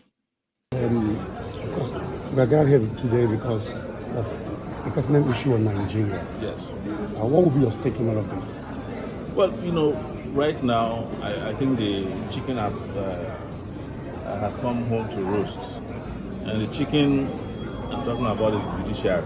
And part of what we are talking about today is that there's a laser focus on the judiciary. And because they're getting away with all these atrocities over the year, we are victims of judicial rascality from the university days where judges would just make pronouncements as they like. Judges were the ones who have stunted the Nigerian democracy. judges were the ones who made the pronouncement on 12th to 3rd in 1979 or 1979. 79, yeah. Thereby robbing Nigeria of some of the best democratic transitions. Judges were the ones who prevented transfer of power to civilian rulers in the best elections in 1992. Yes, judges in 2007 ruled that you don't need serial numbers on ballot papers. Even the man who was then awarded that election, came and said he's sorry and wanted to reform the judicial process. Judges are the ones who send innocent people to jail while they keep the criminals in power. Judges are the ones who have issued all kinds of pronouncements, injunctions to make it impossible for this country to make progress. And I'm happy, in my own experience, 30 years later, that judges are coming to judgment. Yes. All right, there is a case on the Kano judiciary whereby the judgment was given from what was delivered on paper. This is part of what we are talking about. What do you make of that? Well, it is part of the manipulation of justice. What must have happened is that, and this is what I've experienced both as a victim of the judiciary and as a reporter, in every situation, when you go to the judiciary, the Nigerian court, you need two sets of lawyers. The ones that know the judge and the one that knows a little bit of law. The ones that know the judge are the ones who get you justice, quote and unquote. And what they do is that, in most cases, and this is well known, they will ask each of the sides to write judgments for them and then ask for money. The ones that pays the highest will have his judgments read. And I think what happened in Kano is that they decided among themselves that the judgment was going to be in favor of the NNPP. But if you look at the Kano case, that's one heck of a case in which we are punishing voters for INEC's irresponsibility, cancelling all these votes. So they must have read and decided that, look, we should do justice. And in between, some water must have passed under their bridge. And they decided to read the different judgments. So, as luck we have it, when a CTC was required, they found out in their CTC that the judgment they read is different from the one they wrote. That's what happened in Kano. And I don't see how anybody can cure that. Because the CTC is the authentic documentation obtained from the court of law. That's the certified true copy. So whatever that CTC says is what we stand by as society. But I'm glad it happened. It's just that they overplayed their hands. And you can see now, for the first time in this country, the judiciary is on their back heel. Everywhere they go, they are ridiculed. They can't go to church. They can't walk on the streets. Judges that are not supposed to be seen or heard have been seen too much. We have reached a level now that it has become see finish. That's what has happened. And that's why was part of what we are here to discuss today. But when the Chief Justice of Nigeria said we would not be overwhelmed by public sentiment, that the emotion is amidst all this tension of injustice. Yes. Against the backdrop how does it run in your blood? If the Chief Justice of Nigeria is saying that they will not be overwhelmed, he's telling you that they're already overwhelmed. Because typically justices don't make those kind of pronouncements. That's a very defensive position to be at. That means he's responding to some kind of pressure. An overwhelming pressure already. That the judiciary is not what people expect. You see, there's a difference between law and justice. What they are doing is using law to deny the Nigerian people of justice. So all these technicalities that you are seeing up and down, they are all planned. I sit in courts every day. In Abuja, I have over 13 cases. And it's part of how the judges are subverting justice. They will connive with lawyers, certain lawyers, to have you in court without serving you notice of someone. A judgment was obtained against me by an SAI. I used to leave from Yorubas 2 weeks ago. The judge was just raking inside the court that I refused to show up. I was not aware that I was sued. Yes. I was in detention at the DSS. You know my location. Why can't you pass the summons? If they pass the summons to me, I will appear. I'm not afraid of any one of them. But they didn't want me to appear because they know I will come and plead justification. Yes, they know that I will come to court. I even go to court for cases that don't concern me. So I have 3 criminal cases in Abuja. I have 13 or more civil cases relating to my work as a journalist. Okay. But most of those cases, I never knew when they filed them. I had to go and look for them within their own search system. Even now, we still haven't found some of them because they don't want justice. They want to ambush you. Yes. So he wants to be happy that yes, I got judgment against. How can you get judgment? A senior lawyer. Do you know what he claimed? That he has been serving me, has been sending me summons on Twitter. Is Twitter one of the legitimate places to serve a person a summons? When the person's house and location, the man even saw me in court and greeted me. How is your concern? How do you think we can make out of it? It's not about making it. Nigerians must decide if they want to continue like this. Can you sum it like with mine as Nigerian? Yeah. I begin to feel somehow ashamed. That's a case that did not take a United States of American court more than 2 weeks to decide. That would take Nigeria 5 years to decide. Took the United States of American court just 2 weeks. Yet judgment came to Nigeria, and Nigerians are behaving like all is well.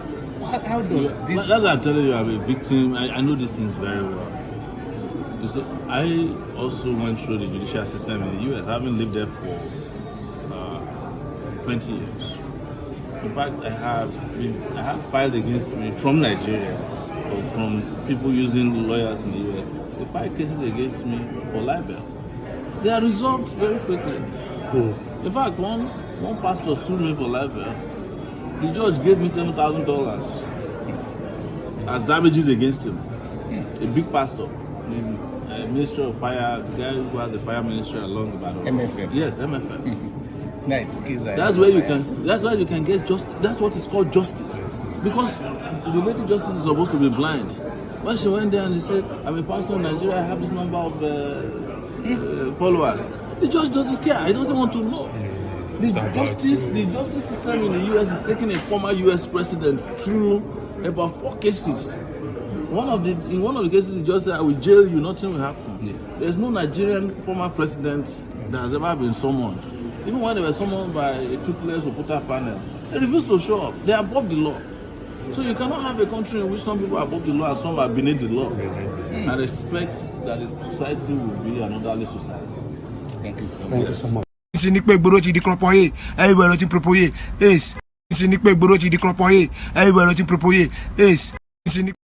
And that is the truth. Showore, thank you very much for that. It's a long 8-minute chart, which simply covers almost everything. So I'm going to keep my line open, okay? But just before we get to that, right? I saw, we've spoken about the state capture. They've captured everywhere. They've did this and all of that. In fact, at the National Assembly, I saw where people were kind of surprised that they were not singing Nigeria National Anthem at the Nigeria National Assembly when Tinubu was presenting his budget. They were singing On Your Mandate We Shall Stand. And that is giving a lot of people PTSD. Like, hey, God, now so it will start. Now so everything started. Maybe now they will give you that number, 666. Abikilele. Which kind of thing be this? And you have military men in uniform also in that place, standing up to Tinubu's anthem.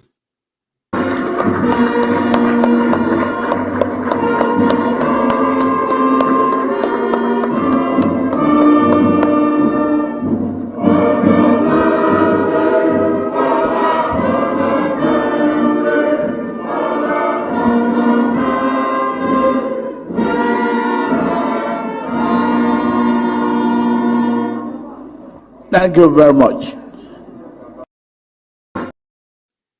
And one day, you are going to hear that somebody, a senator, a minister, or even a governor, or somebody like any other person is arrested for not standing up when the Tifnubus on your pampas we shall shout. On your pampas we shall shout. On your pampas, Bola, on your pampas, Bola, on your pampas, we shall poo. Somebody no stand up. 10 years in jail for not standing up for Tifnubu's anthem. You will get there. When I saw it build gradually and gradually, right? Let me make a cup of tea. I have callers already, but they will have to wait for another 2 minutes. Please, if you are still here with me, remember, like the broadcast, share it.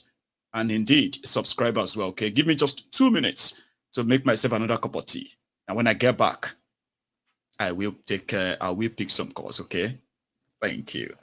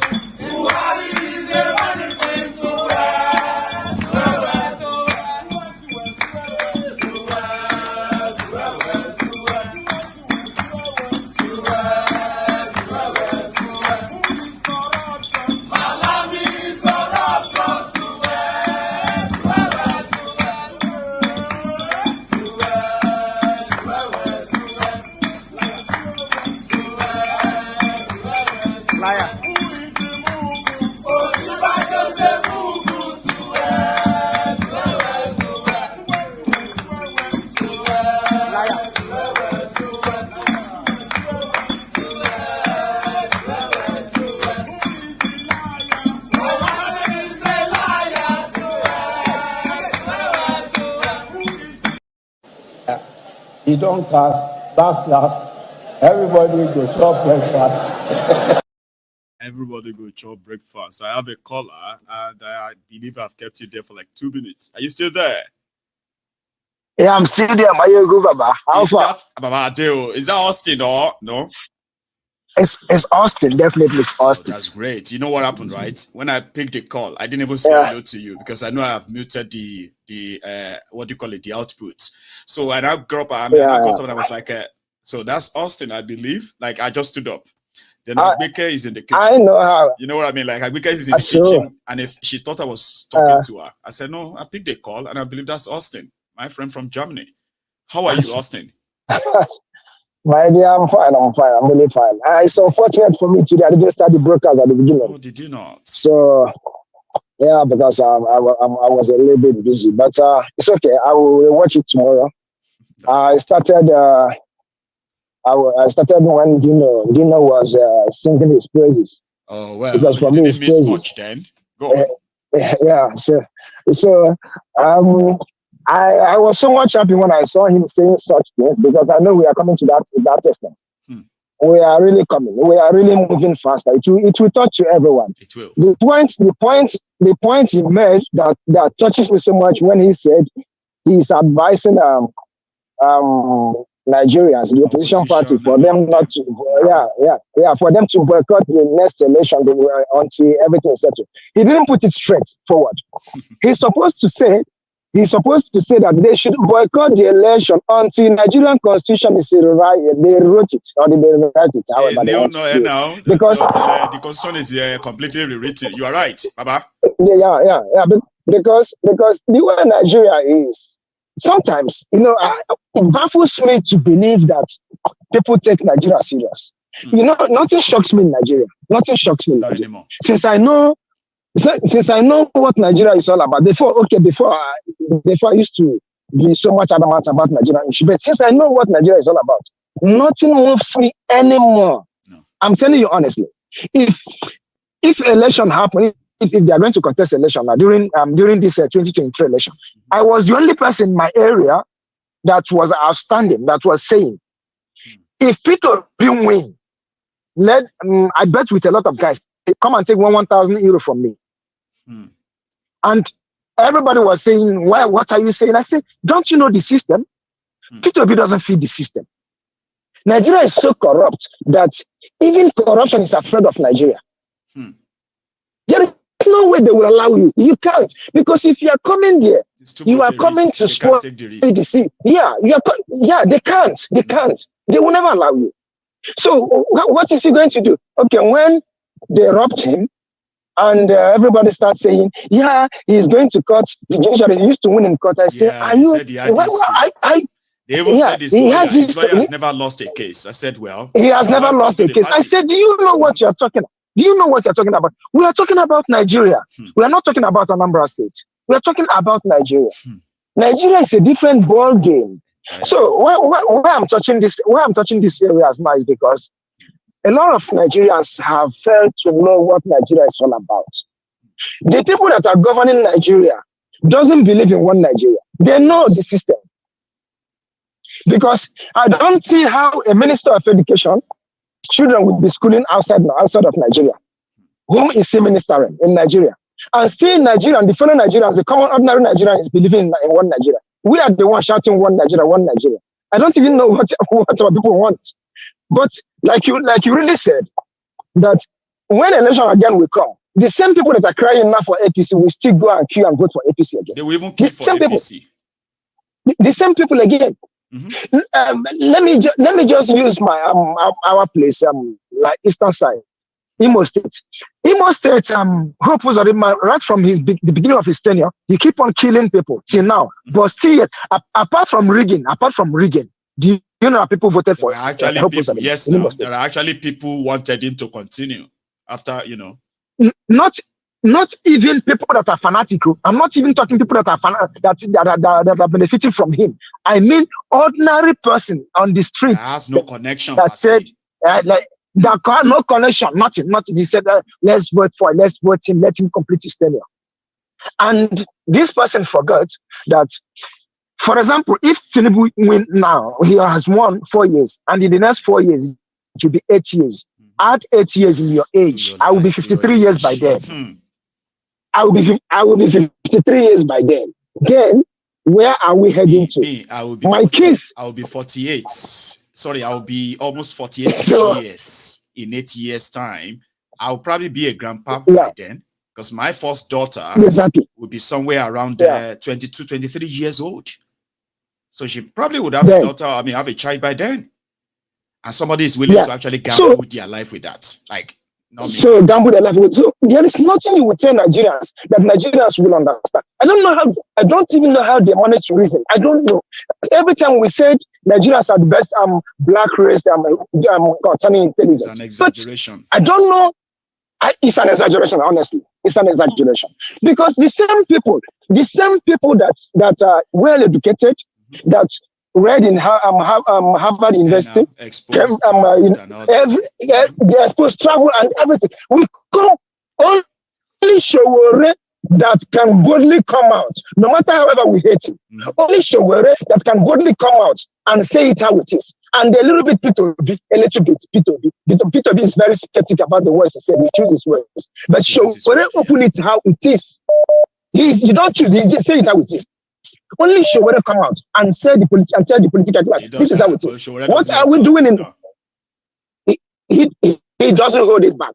So, but our people, the so much educated people in Nigeria will be telling you, the Bible, if they don't push it to the Bible, they push it to God. If they don't push it to God, they say, do you know who I am? I read, they keep on bringing useless vocabularies that have no meaning in life. Nothing. That is the reason why Nigeria is into this mess today. And until we wake up and say, enough is enough. Nigeria is already spoiled. Nigeria can never be redeemed. Nothing can salvage Nigeria. If anyone believing that Nigeria will be okay, the person is just deceiving himself. There is nothing. Will bring Nigeria back. The only option for Nigeria is to divide it. I stand to that point. Let us. When we still can, Exactly. Thank you so much. Exactly. Let me take another one, okay? You take it easy over there. Thank you so much, my dear. Yes, man. Thank you, my dear. Thank you. Now, that's Austin from Germany. I have another caller on the line. Yeah. Hello. Hello, the general. Yes, sir. How are you? Good evening. I'm fine. This is my first time of calling on your program, though I'm a regular listener. I'm Bright, and I'm calling from Italy. Oh, Bright. Good to hear from you, man. Please. Thank you very much for having me. There is a question I want to ask, please, Mr. Maiyegun. Yes, sir. You see, all this issue of we are indigenous, Lagos belong to us, this place belong to A, this place belong to B, that is just, coming up. Oh, no. No way. Okay, I think I got him back. Let's see if that's him. Is that you, Bright? Say me. It's me. Oh, great. Sorry, something happened. Is that right? Because I know that usually I may never get you back, but I'm glad you probably quickly dialed it back again, okay? Go on. Thank you. Thank you. So, what I was trying to say about this issue of indigenous that is going with the Oba of Benin history, everybody is now becoming a history teacher on national TV. Does this thing bring any food to our table as citizens? It doesn't. You know what hurts me most is most of these people ranting about this place belong to me, does not belong to you. Most of them are the first person that will send their children out to become a U.S. citizen, to become a U.S. senator, to want to be a mayor in another man's country. So those people who owns those countries that we go to and want to become people in that country, those people not indigenous in their own country to say we should leave their country and we should not participate in anything. Every of us that live in diaspora today want to have our children as citizens. We want our children to be a counselor. Yes. We want our children to be senators. And once these people decide to start playing kind of racial sentiments with us, first of all, we will be the first person that want to come out on national TV that we are not, they are put here. Exactly. But you find out that in Nigeria, somebody is telling you, Lagos does not belong to you. Go back to your country. Sometimes I don't just understand. It is even more ridiculous. Let's even put it rightly here, Bright, okay? You know, Italians can say Africans should go back to their country. What do you call it? French should go back. English should leave their country. Americans should leave because they are Italians. Do you understand that? Yeah. This was supposed to be one country. And inside the same country, like Ghanaians can say Nigerians should go. South Africans can say Zimbabweans should leave. Kenyans can say all of the Malawians should leave their country. Cameroonians can say all Chadians should leave their country. But what is it when Nigerians says Nigerians should leave their country? What does that tell us? I don't know, Mr. Maiyegun. I don't know. That's the only answer. No. I support you with that remark. I support you. And another thing is now I just watched something. Some minutes ago. I saw Dino complaining that we should boycott election. Is it now that they want to? Is it now that everybody start to say the same thing that you have been saying? Even myself, I was trying to tell people that we should not vote in this election. But people, how can you participate in a crime that when they now rob you in that crime, you will not cry up and say, no, it is my right. No, it is already me that is participating in Nigeria election. I'm already committing a crime because the person who is going to officiate that event is a criminal. Yes. And I know it's a criminal. Yeah. Then I went there and said, okay, I want to participate. If the person robbed me out, I don't have any means to complain at all. I've lost in the gamble. It's a gamble. You know the excuse there that they normally give, Bright? They said, if we don't vote for them, if we don't go and participate now, they will just choose themselves. And I say, okay, hang on, hold on. Now that you have participated, did they choose themselves or did they not choose themselves?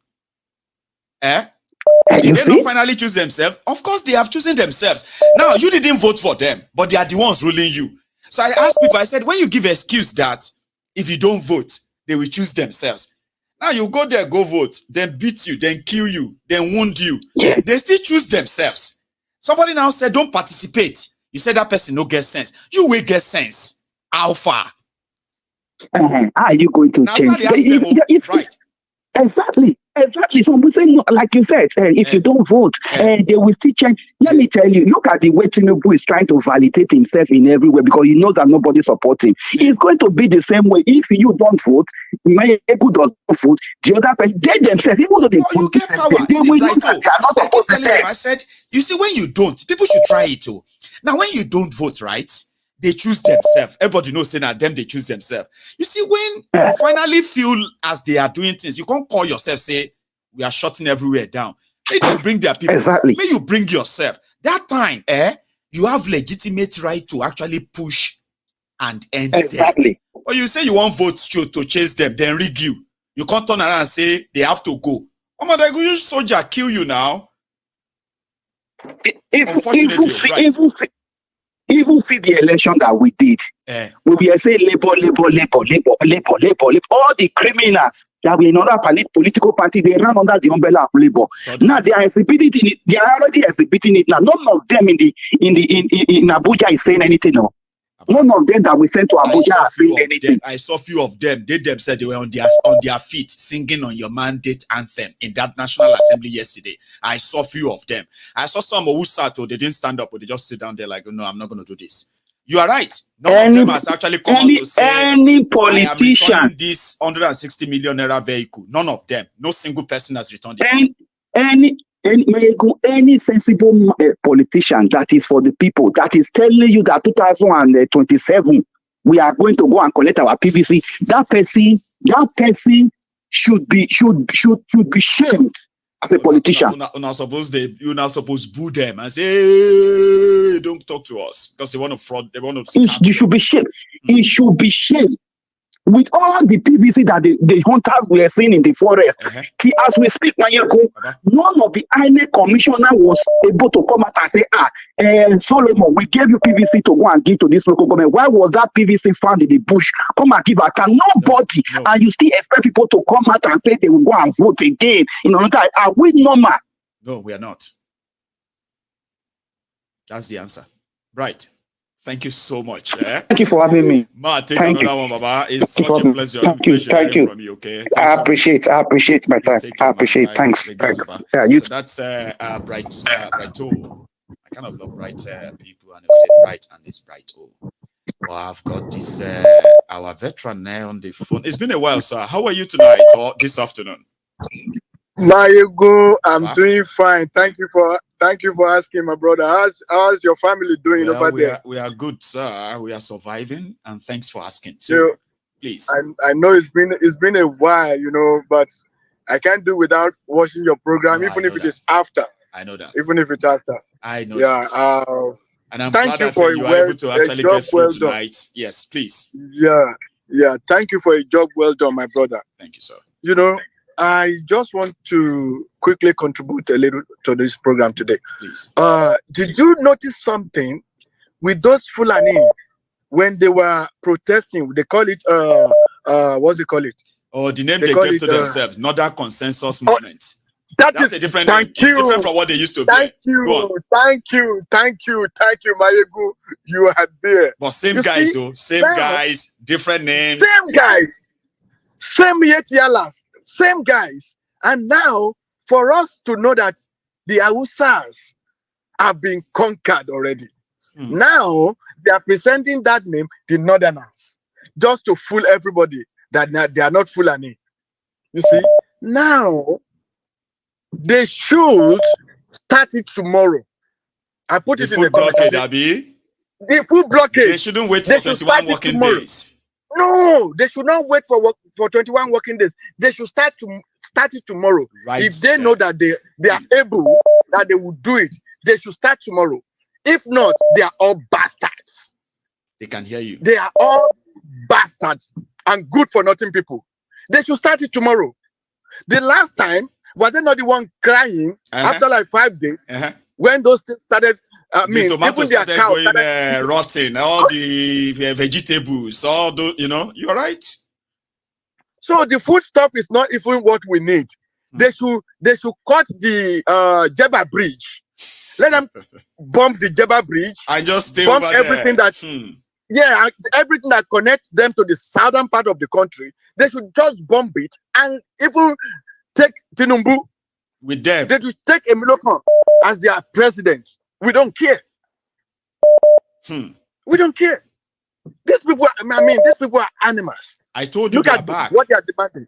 These are going to be the situation from now on. Every now and then, it's threat here and there. Trust me, sir. Threat here and there. Look at what they are saying. There are people that were killed at NSAS when we were told that nobody was killed at NSAS. Thank you very much, sir. Remind them. Maiyegun. We were told that nobody was killed at NSAS. They were not talking about Chacha and whatever. What about those villages that they destroyed and the family they destroyed? Man, that country, we are not one. We keep saying it, Maiyegun. We are not one, and we can never be one. Absolutely. Even if we wish we can never be one. We don't wish it. Even we don't want. We don't want. We don't want. Let them go their way. And we are here. Let them keep their food. We don't need their food. We can grow our And besides, are they the one producing those food? Abibi. Are they the one producing those food in the first instance? They don't grow food. I mean, well, Esa, you are older than us. You are elders. Maybe you're from your own life experience. You can teach us what we don't know. Have you ever seen where Fulanis are growing food for commercial export? Have you commercial movement at all anywhere since you have been on this surface of the earth? No, Maiyegun, there's no way. They don't grow food. They are pepper sellers, like you normally call them. Now, is that not what Buhari's father sold in Daura to meet Buhari's mother? In Daura? These are the people that say, Agumudadani. Those days. They are the Agumudadanis. Now, they are the ones who are ordering food blockade. Food where you know grow. Farm where you know farm. You are ordering the blockade of the food. On whose behalf? They are back again. Man. They are back again. They are back. We'll wait and see. Let them just bomb the Jebba Bridge, bomb everything that connect them. Then let them stay on their own. We will stay. Then let us see. And those that are talking about Lagos, who founded Lagos, whatever they are talking about. History teachers. Who found Lagos? Historians plenty, budget. A whole lot of stories about Lagos, about you. I mean, we don't even know what to believe again. These people, for God's sake, Maiyegun, let me allow some other people. I'm happy to get in today. My regards to your wife and the children. And thank you so much. And mine to yours as well, sir. Thank you very much. And welcome. Okay. So we've got those who are veterans. They are not really lucky these days anyway, but when they are around, they are easily spotted. So there is another call. How are you? How fun? I do. It's the afternoon. Ahmed, I just do. How about your side? Yeah, I did that. Lafia, well, everything good. Lafia, Kalau, Mandala. One weather now. Weather akwai sanyi ko? Weather akwai good weather right akwai sanyi ko? Cold, sanyi, cold. Akwai cold, sanyi kenan. Sanyi, cold, cold. Cold, okay. Sanyi, yeah. The weather. Sanyi na cold, zafi na hot. Zafi na hot, sanyi na cold. Oh dear. I kind of like it. So right now, don't go there. Right now that they give them, right now that they give them Zafi for Nigeria. No, that one is normal, but they say it's a Chege Panza or Pro Max. Depends on what you probably want to call it. It's different sauce, cha. They say it's a different source of hotness. Ahmed, see the Chege. This we one, are back at it. They go say, Kai. When I change Zafi, ana ba mu wuta. Now we think that ana ba mu wuta, that they give us fire. Ana ba mu wuta. That they give us fire.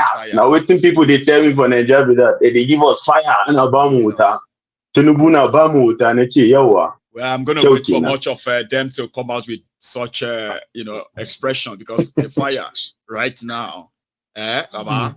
They can't be like I don't understand which people won't block food from going to the south. She na area where we say terrorists they disturb abi, which I don't understand. Waiting that they import go south. Most of the things I know see they import pass. Albosa ni. Vegetables. Lẹ́yìn albosa. We know they grow vegetable ni. I mean, you know, which people get which people get green land? Which about, you know, say all those tomatoes, pepper, and the rest of them. For here, not vegetable that they call them in the. Not true. I forgot that a vegetable. Myself, I don't turn up. Pepper na pepper. Myself, I don't forget. You say I don't follow you. I don't forget. You remember now? We say our vegetables, right? That's not vegetable. I know. Say Eastern Nigeria grows vegetable. The the middle belters they grow vegetables as well, and they grow these onions, pepper, all those. You know what I mean? Anyway, Ahmed, is your zone. Tell us more. Who has the power to blockade food? Maiyegun, if you are talking about growing of crops. Now places like Niger, Nasarawa, those places, now they feel boosts, say that they grow things. And they are not northern Nigeria. They are middle. Thank you. So Benue, man, don't forget Benue. Put Benue in there. Now them they farm. Now they farmers. Jos. Then southern part of Kaduna, Jos. You know, Jos. Enter those part of Kogismo. Now those people where they farm, now those people where we know say that they farm. So this one where someone go come they carry another person thing, come they use and brag. I don't understand. I don't understand too. See, make them block him, make it start. As like the last caller said, make them block him. They should block it. Let's start. Let's see who go suffer pass. Who go suffer pass. But the problem now is that, Ahmed, you know, the problem is that these guys have they have penchant for threatening people. The real farmers and the traders who buy all this farm product to bring them to the south, right? They are those they will threaten, and those truck owners that will not be able to move. Sure, you understand now? Maiyegun made them threaten them now. Share the people where they go stop. Those people who are near that thing,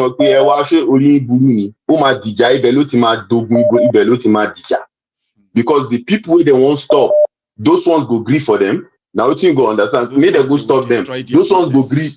They go destroy them. So now it go scatter from there. Everything will begin scatter. When it face around. Nobody say somebody go. They don't listen to anybody. Ahmed, you forget. Soldier, right? You won't stop them from listening, right? Ahmed, you are a soldier. Sure, you know. So when the says they are blockading food or water to another region, is that not a declaration of war? You don't they call war now. You don't. Maiyegun. Now you they talk and nobody Niger know anything. See, they know anything that they call declaration of war.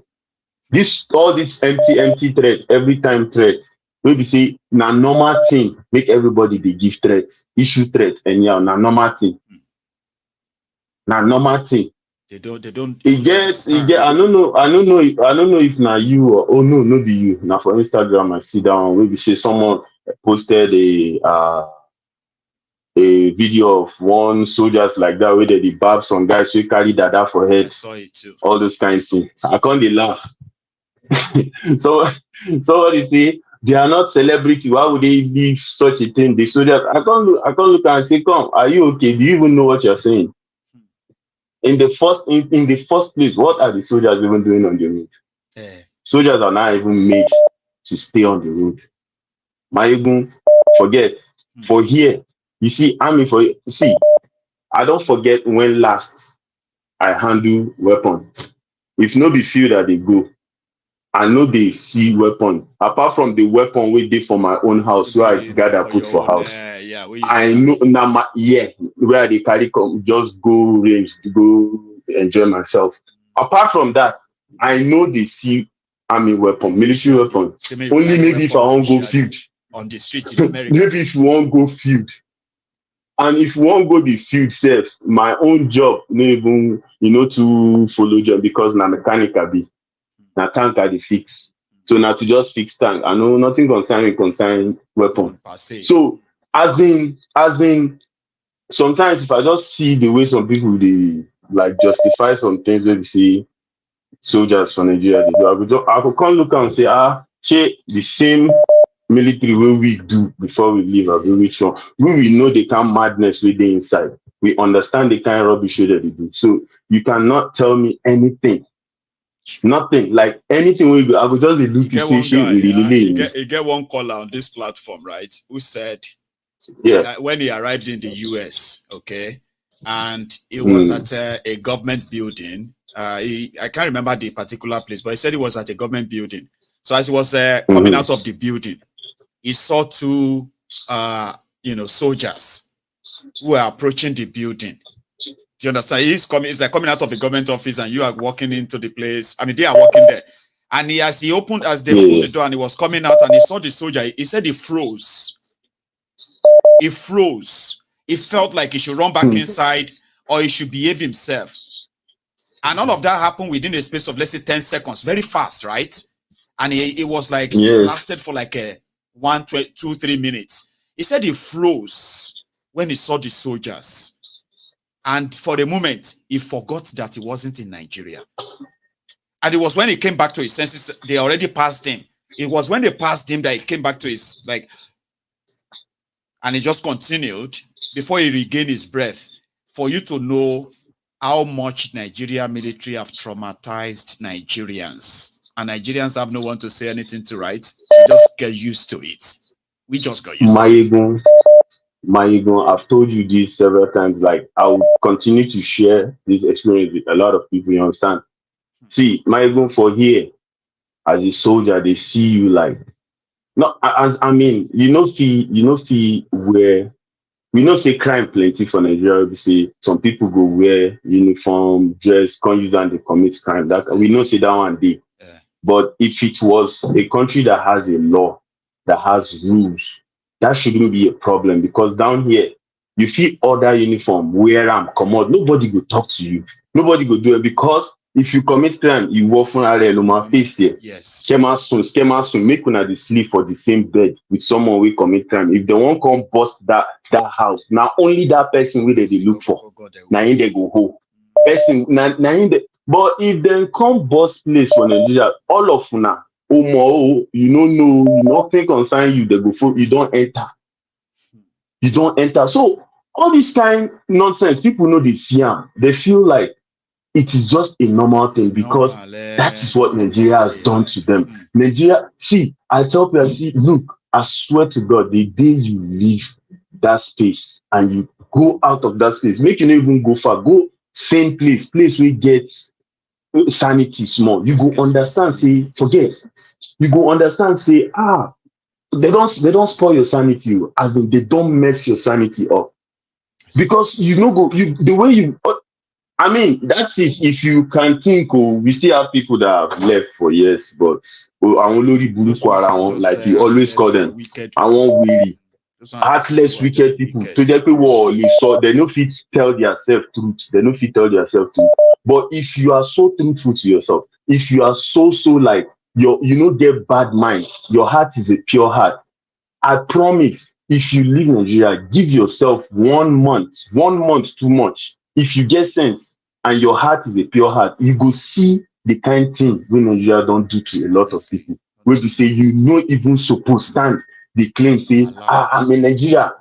If you can't say I am a proud Nigerian, I will ask you, what are you being proud about? Tell me just one thing, one single thing where you be proud. Shey, in the education where the Nigeria give me, say you know see job you run commot. I've been waiting at the school fees where the government help you pay. I've been waiting you want to be proud of. Or the medical care. So like ask yourself, all the medical care you are enjoying. Needless, what do you call it? Needless sicknesses. People are dying. And the same people that we make sure we try and vote, they are still coming down here, bringing your money to come and enjoy the same thing you are enjoying without paying shishi. they will still pack your money and come down here. So why can't you just think good? But you know, say we serve our individual, we get bad mind. You know. So not the only like the same leaders who you see where the people where you see they cry, the day where they reach there, the same thing. So now continuous thing. People where they cry, like Dino, you don't touch him, he don't reach there, you don't touch him now, he still they cry from top, they cry. So anybody that can, Dino, you already know he's already a madman. So if you know if you look waiting Dino talk, make you use and reason. You know if you get reasoning brain again. There's no point that you know if you reason again. Forget to, you know if you reason again. If person like Dino if you talk, we be say you know go reason, you know go look and talk, waiting talk for that place, use them. You know if you get reasoning again, forget. If you lock follow to him, to be sorrow follow. You know if you reason again. Maiyegun, leave them, make them block him. Oh my boss, my boss. Make you no worry. No Allah na Maiyegun. Oh yeah, nah. Thank you very much. Enjoy, brother. All right. Now that's Ahmed, dear. You see the issue of in Nigeria, when they say they are coming for somebody who commit a crime, and they can't find the person, they will arrest and raid everybody in that household.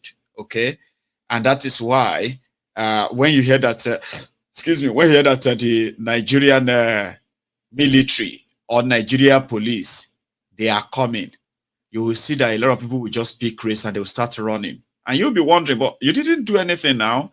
Why are you running? You didn't do anything now.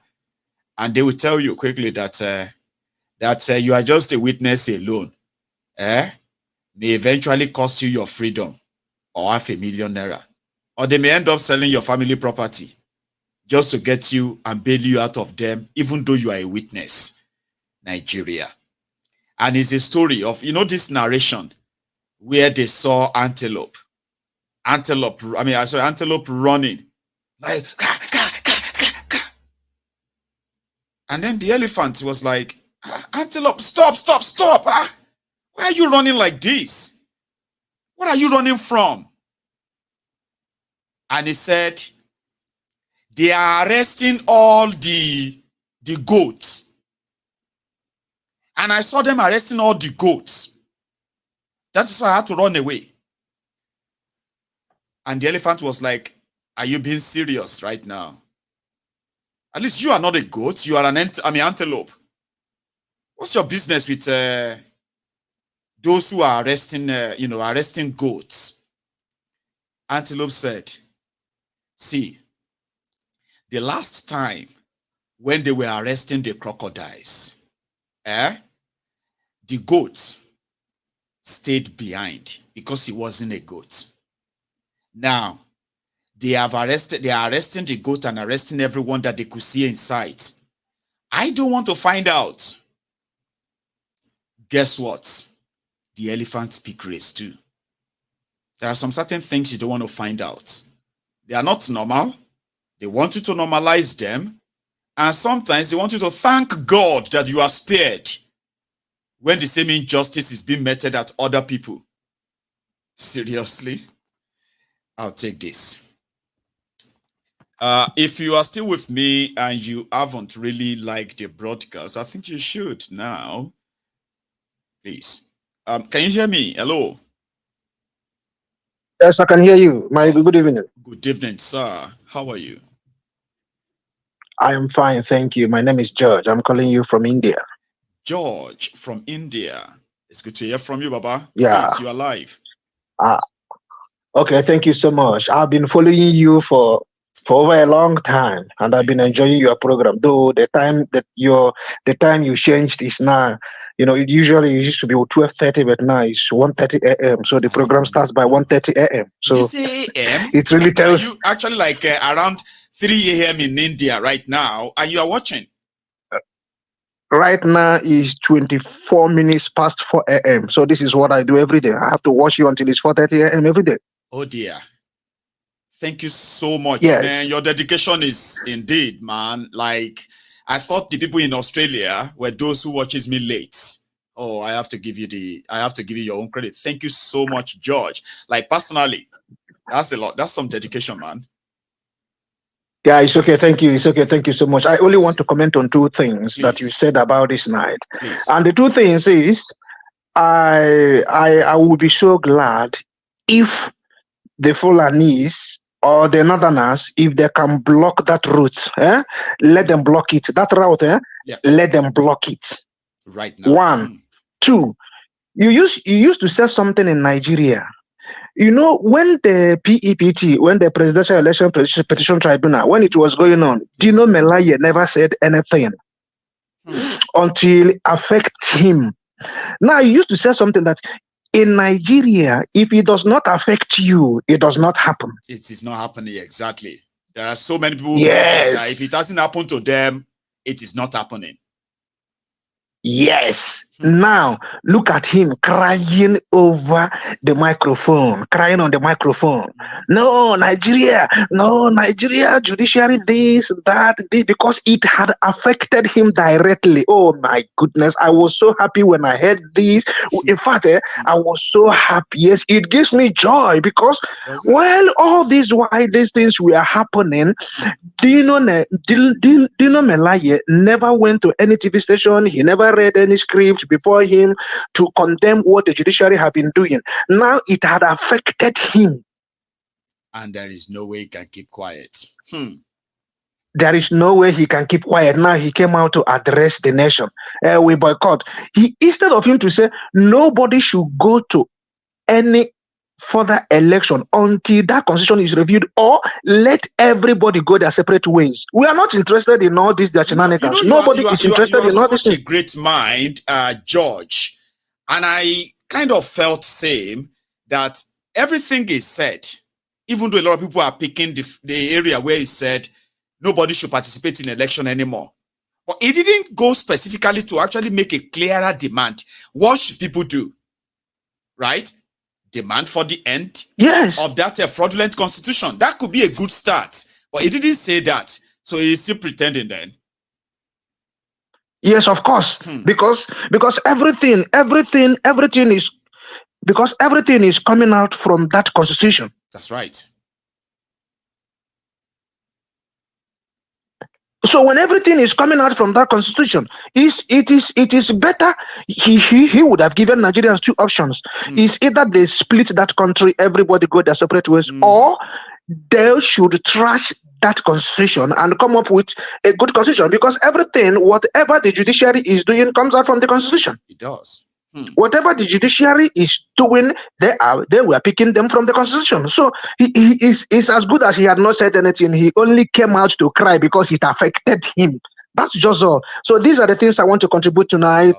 This morning, you just take care of yourself. Thank you so much. I've been following you, and I've been listening, and I've been sacrificing the time, and I will continue to sacrifice it. I don't care whatever it will cost me. Thank you so much. Right? See, I appreciate every minute that you always share on this platform. The fact that there are many people like yourself too, right? That I have not been able to say thank you to personally, even though I say thank you all the time. But George, to you, from me, right? I want to say thank you for every little and big support you've been giving out there, all right? And thank you very much for calling. Thank you so much. Take it easy. Yeah, God bless you. Have a nice night. And you too. Take care. So I am going to take just one more call. And that's the caller already connected. Our time is so fast spent. We didn't start early. We started late. But yeah, we can still have our full 3 hours, by the way. So yeah. Hello there. Hello, Maiyegun. Hello, sir. How are you? This is Felix. This is Felix calling you from Norway. Can you say that again? Sorry. Did you say Sonny? No, Felix. Felix calling you from Norway. Felix from Norway. I missaid. Yes. So how are you tonight, Felix? I'm good, Maiyegun. In fact, Maiyegun, I've been following you for quite a long time. In fact, I'm so happy connecting to you. In fact, you are doing a wonderful job. In fact, your broadcast of 2 days ago, in fact, made me to laugh so much that I had to even record it and send to some of my friends and all these things that don't know about you. I think many of them that don't follow you have now started going through your program to connect to you. You finally got them converted. That's the win. You know, Felix, that's a win. Thank you. Yes, yes. In fact, a lot of things. It's just that I don't want to waste your time here this evening. You have my time now, Felix. You do. So, yeah. Yeah. Just use it wisely, sir, please. Yeah. The thing is this, what is happening in Nigeria is so, I left Nigeria because I sometimes ask myself this question: is it the country all of us came out from that these politicians have destroyed to this extent? Honestly. And the problem is the people there don't want to take responsibility of at least making sure that things work right in that country. Rather, they believe that God will come from heaven to come and solve the problem of Nigeria. When this country has been hijacked by criminals, you see what is going on now. And I keep telling them, you see, what is it, the vice president telling them that in 14 months' time that the economy is going to... It says 15 months. And by my own calculation, Felix, it simply means that whatever people are going through in Nigeria right now, they will go through worse more. But from 2025 June, they should begin. They can begin to look for maybe it's going to get better. That is just the thing. And how many people are going to survive till that? These are criminals borrowing to pay to share. You look at what they are doing, borrowing and borrowing without anything to show for. Nothing. And people, look, I graduated, I'm an Igbo person. Yes. I schooled in Ahmadu Bello University and I studied political science. Yes. Sometimes I come to, and I remember those days when we were in Zaria. You understand? I never so imagined that Nigeria would come to the level where we are today. Honestly speaking, there are so many people that still don't believe that this is the same Nigeria they grew up in. There are many people that still don't believe this is happening. People don't believe. They don't understand what is good. Like you said in your program, that the Shege is even has not even started. It hasn't. The Shege is about. It hasn't started. You understand? So I keep saying it that the earlier the youth, because Maiyegun, let me tell you one thing. What the Nigerian youth doesn't know is that, you see, any day the Nigerian youth stand up and demand that they are right. You see all these criminals, they will all run away. Nobody like them. In a twinkle, majority of them are cowards as well. But they are so lucky. Will run. They are so lucky to have a place like Nigeria to run down. Yeah. They will run away. They are so scared as we are seeing them. They are very, very scared. You know, when I knew that they are mostly cowards, right? Even Tinubu had to run away from Nigeria when the NSAS issue. They started getting so. Buhari voice, they shake when he was doing, what was that? National broadcast. I still remember those days, right? Yes. But suddenly, when the soldiers came and they shot and killed people, and people didn't react, they were waiting for people to react. There was no reaction. They waited again, nothing. They started changing everything they accepted during those days. They accepted that they would do this, they started changing everything. They started going on offensive, started blocking people's bank accounts, started declaring people wanted. I was like, these are the people who were shaking 2 days ago. Now they are back. Look at them. Because they didn't put the pressure up. Nigerians are so gullible. That's the problem with Nigeria. And I keep saying it. You know, they keep and they wait and say, "Oh, no problem. God is going to do." Everybody, you see, the churches now. Everybody is praying. God is going to do this. These are just these people. Until you stand up, nobody is going to fix Nigeria for you. Even these international communities, they don't even care. All they are coming after is just what they will profit and get. None of their business. Nobody is going to fix it. We are the one to fix our country by ourselves. Nobody is coming to do it for us. And it's not any magic rocket science or something like that. No. You understand? But I just pray that Nigerian youth wake up one day to see the damage these people are doing to them. I pray that one day their eyes will be. But Maiyegun, please, Felix, keep the work you are doing. I'm so happy. And in fact, I just pray that God will continue keeping you for us. Amen. You are the next man the kind of we have now. You are the next Nnamdi Kanu. I'm so proud of you, and I pray that God will continue keeping you and your family. Amen. Nothing will happen to you. Felix, thank you so much for that and the contribution as well. Thank you so much, sir. All right. Thank you, Maiyegun. Thank you, and have a good one, so sir. happy connecting to you. I am happy speaking to you too. The feeling is mutual. Okay, when I speak to my friends for the first time in a long time, right? As you are smiling on the phone right there in your house right now, right? I am smiling on the screen. You can see mine. I can't see yours, but I can feel it. It is mutual. Yes, exactly. Thank you. You have a wonderful evening, Felix. Yes, sir. So that's Felix from Norway, and he's going to be our last caller for tonight. I believe that we have exhausted all our 3 hours now, and to the satisfaction of all of you, the brethren, I have delivered again, and thank you for turning up tonight, at least more than the last 2 nights.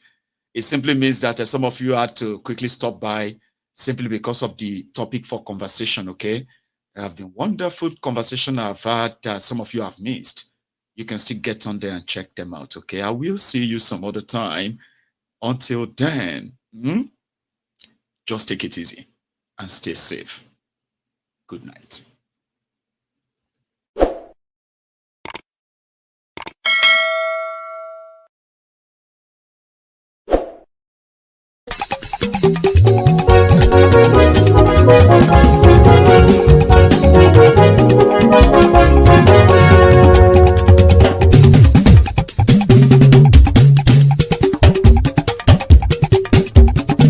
Maiyegun làwa mọ̀ làmọ̀ tó dòdòdò. Maiyegun Diary Maiyegun number one. Maiyegun làwa mọ̀ làmọ̀ tó dòdòdò.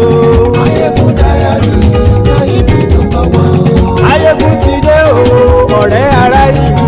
Maiyegun Diary Maiyegun number one. Lórí Facebook, lórí YouTube. Maiyegun Diary Maiyegun number one. Gbogbo bó ṣe ń lọ ni Maiyegun já wa sí.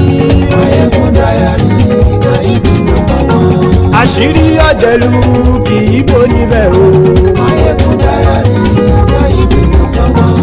Bó bá ṣe eré àní Maiyegun máa wí. Maiyegun Diary Maiyegun number one. Ó sì tún ṣe eré wàá gbọ́ níbẹ̀ o. Maiyegun Diary Maiyegun number one. Maiyegun Diary Politico. Maiyegun Diary Maiyegun number one. Godfatherism kò sí lọ́rọ̀ Maiyegun. Maiyegun Diary Maiyegun number one. Ẹ farabalẹ̀ sẹ́ o kẹgọ́rọ̀ lẹ́nu o. Maiyegun Diary Maiyegun number one. Àní Maiyegun làwa mọ̀ tó dòdòdò. Maiyegun Diary Maiyegun number one.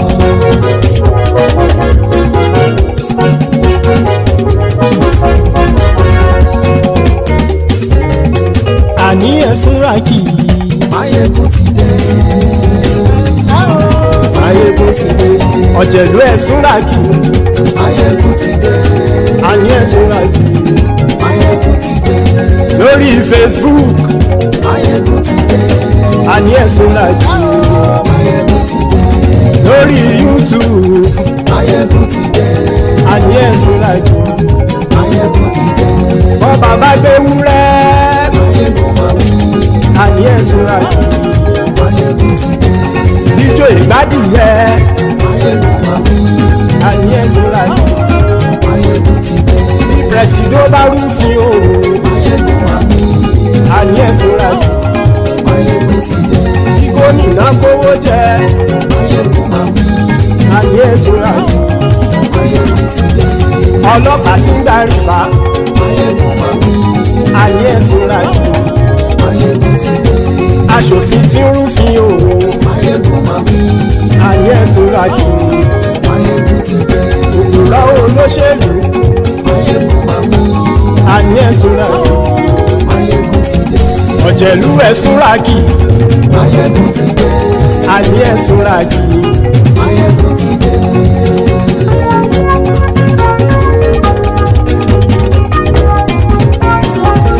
Maiyegun ti dé. Gbogbo ọ̀jẹ̀lú ẹ̀sùn rákì. Maiyegun ti dé gbogbo ọ̀jẹ̀lú ẹ̀ súnra kì ṣùgbọ́n ní bá ti ṣe èyí tó yẹ kí wọ́n ṣe ọmọ bá dèrò ní fi wọ́n níran o. Maiyegun ti dé gbogbo ọ̀jẹ̀lú ẹ̀ súnra kì Maiyegun ti dé gbogbo ọ̀jẹ̀lú ẹ̀ súnra kì ṣùgbọ́n ní bá ti ṣe yìí tó yẹ kí wọ́n ṣe ọmọ bá dẹ́rọ̀ ò ní fi wọ́n níran. Wọ́n fowó bẹ́ẹ̀ o Maiyegun ó sọ pé wọ́n ò bẹ́ẹ̀ wọ́n fowó bẹ́ẹ̀ Maiyegun ó sọ pé wọ́n ò bẹ́ẹ̀ oníkanṣá ti ṣe yìí tó yẹ kí wọ́n ṣe fáwọn ará ìlú tó gbé wọn débẹ̀ o ayé. Maiyegun ti dé gbogbo ọ̀jẹ̀lú ẹ̀ súnra kì Maiyegun ti dé gbogbo ọ̀jẹ̀lú ẹ̀ súnra kì ṣùgbọ́n ní má ti ṣe yìí tó yẹ kí wọ́n ṣe ọmọ bá dẹ́rọ̀ ò ní fi wọ́n níran. Kì máa yí ṣe eré ọ̀rọ̀ yìí kì í ṣe ẹ̀fẹ̀ kì máa yí ṣe eré ọ̀rọ̀ yìí kì í ṣe ẹ̀fẹ̀ ẹni bá ti lè lẹ́bọ̀ lẹ́rù o ọmọ bá dèrò kàṣàyè tú wọn síta. Maiyegun ti dé gbogbo ọ̀jẹ̀lú ẹ̀ súnra kì Maiyegun ti dé gbogbo ọ̀jẹ̀lú ẹ̀ súnra kì ṣùgbọ́n ní bá ti ṣe yìí tó yẹ kí wọ́n ṣe ọmọ bá dẹ́rọ̀ ò ní fi wọ́n níran. Tẹnitẹni ọmọ Maiyegun ọ̀rẹ́ ara ìlú mọ̀mọ́ ni mo fọlọ́hún ṣọ́ ẹ̀ bá kìlẹ́bù lóòótọ́ olódodo ìlú ọ̀tá ìlú mọ̀mọ́ ni ìwọ ṣá máa ń ṣọ́ra kò sì mọ́ bẹ̀rù bọ́tà ń lè rí bóníṣègùn lé káwọn mọ̀mọ́ fi ṣera wọn ni ó ti dẹrùn tí wọn ò gbọ́dọ̀ sì mọ́ bẹ̀. èèpo ọ̀bọ lọmọ bá dérò tàjẹ́ ò gbọ́dọ̀ jẹ́ ó ti jọba lórí àbínú ẹni kò sì mọ́ bùyà àìsíwọ́lu ní ẹnìkẹ́ ìgbódì ẹyin lábàrá o ó kó ẹni tó bá dán wò á kàmù. Maiyegun ti dé gbogbo ọ̀jẹ̀lú ẹ̀ túnra kì Maiyegun ti dé gbogbo ọ̀jẹ̀lú ẹ̀ túnra kì o ẹni bá ti ṣe yìí tó yẹ kí wọ́n ṣe ọmọ bá dèrò òní fi wọ́n níran o. Maiyegun ti dé gbogbo ọ̀jẹ̀lú ẹ̀ súnra kì Maiyegun ti dé gbogbo ọ̀jẹ̀lú ẹ̀ súnra kì ṣùgbọ́n ní bá ti ṣe yìí tó yẹ kí wọ́n ṣe ọmọ bá dẹ́rọ̀ ò ní fi wọ́n níran.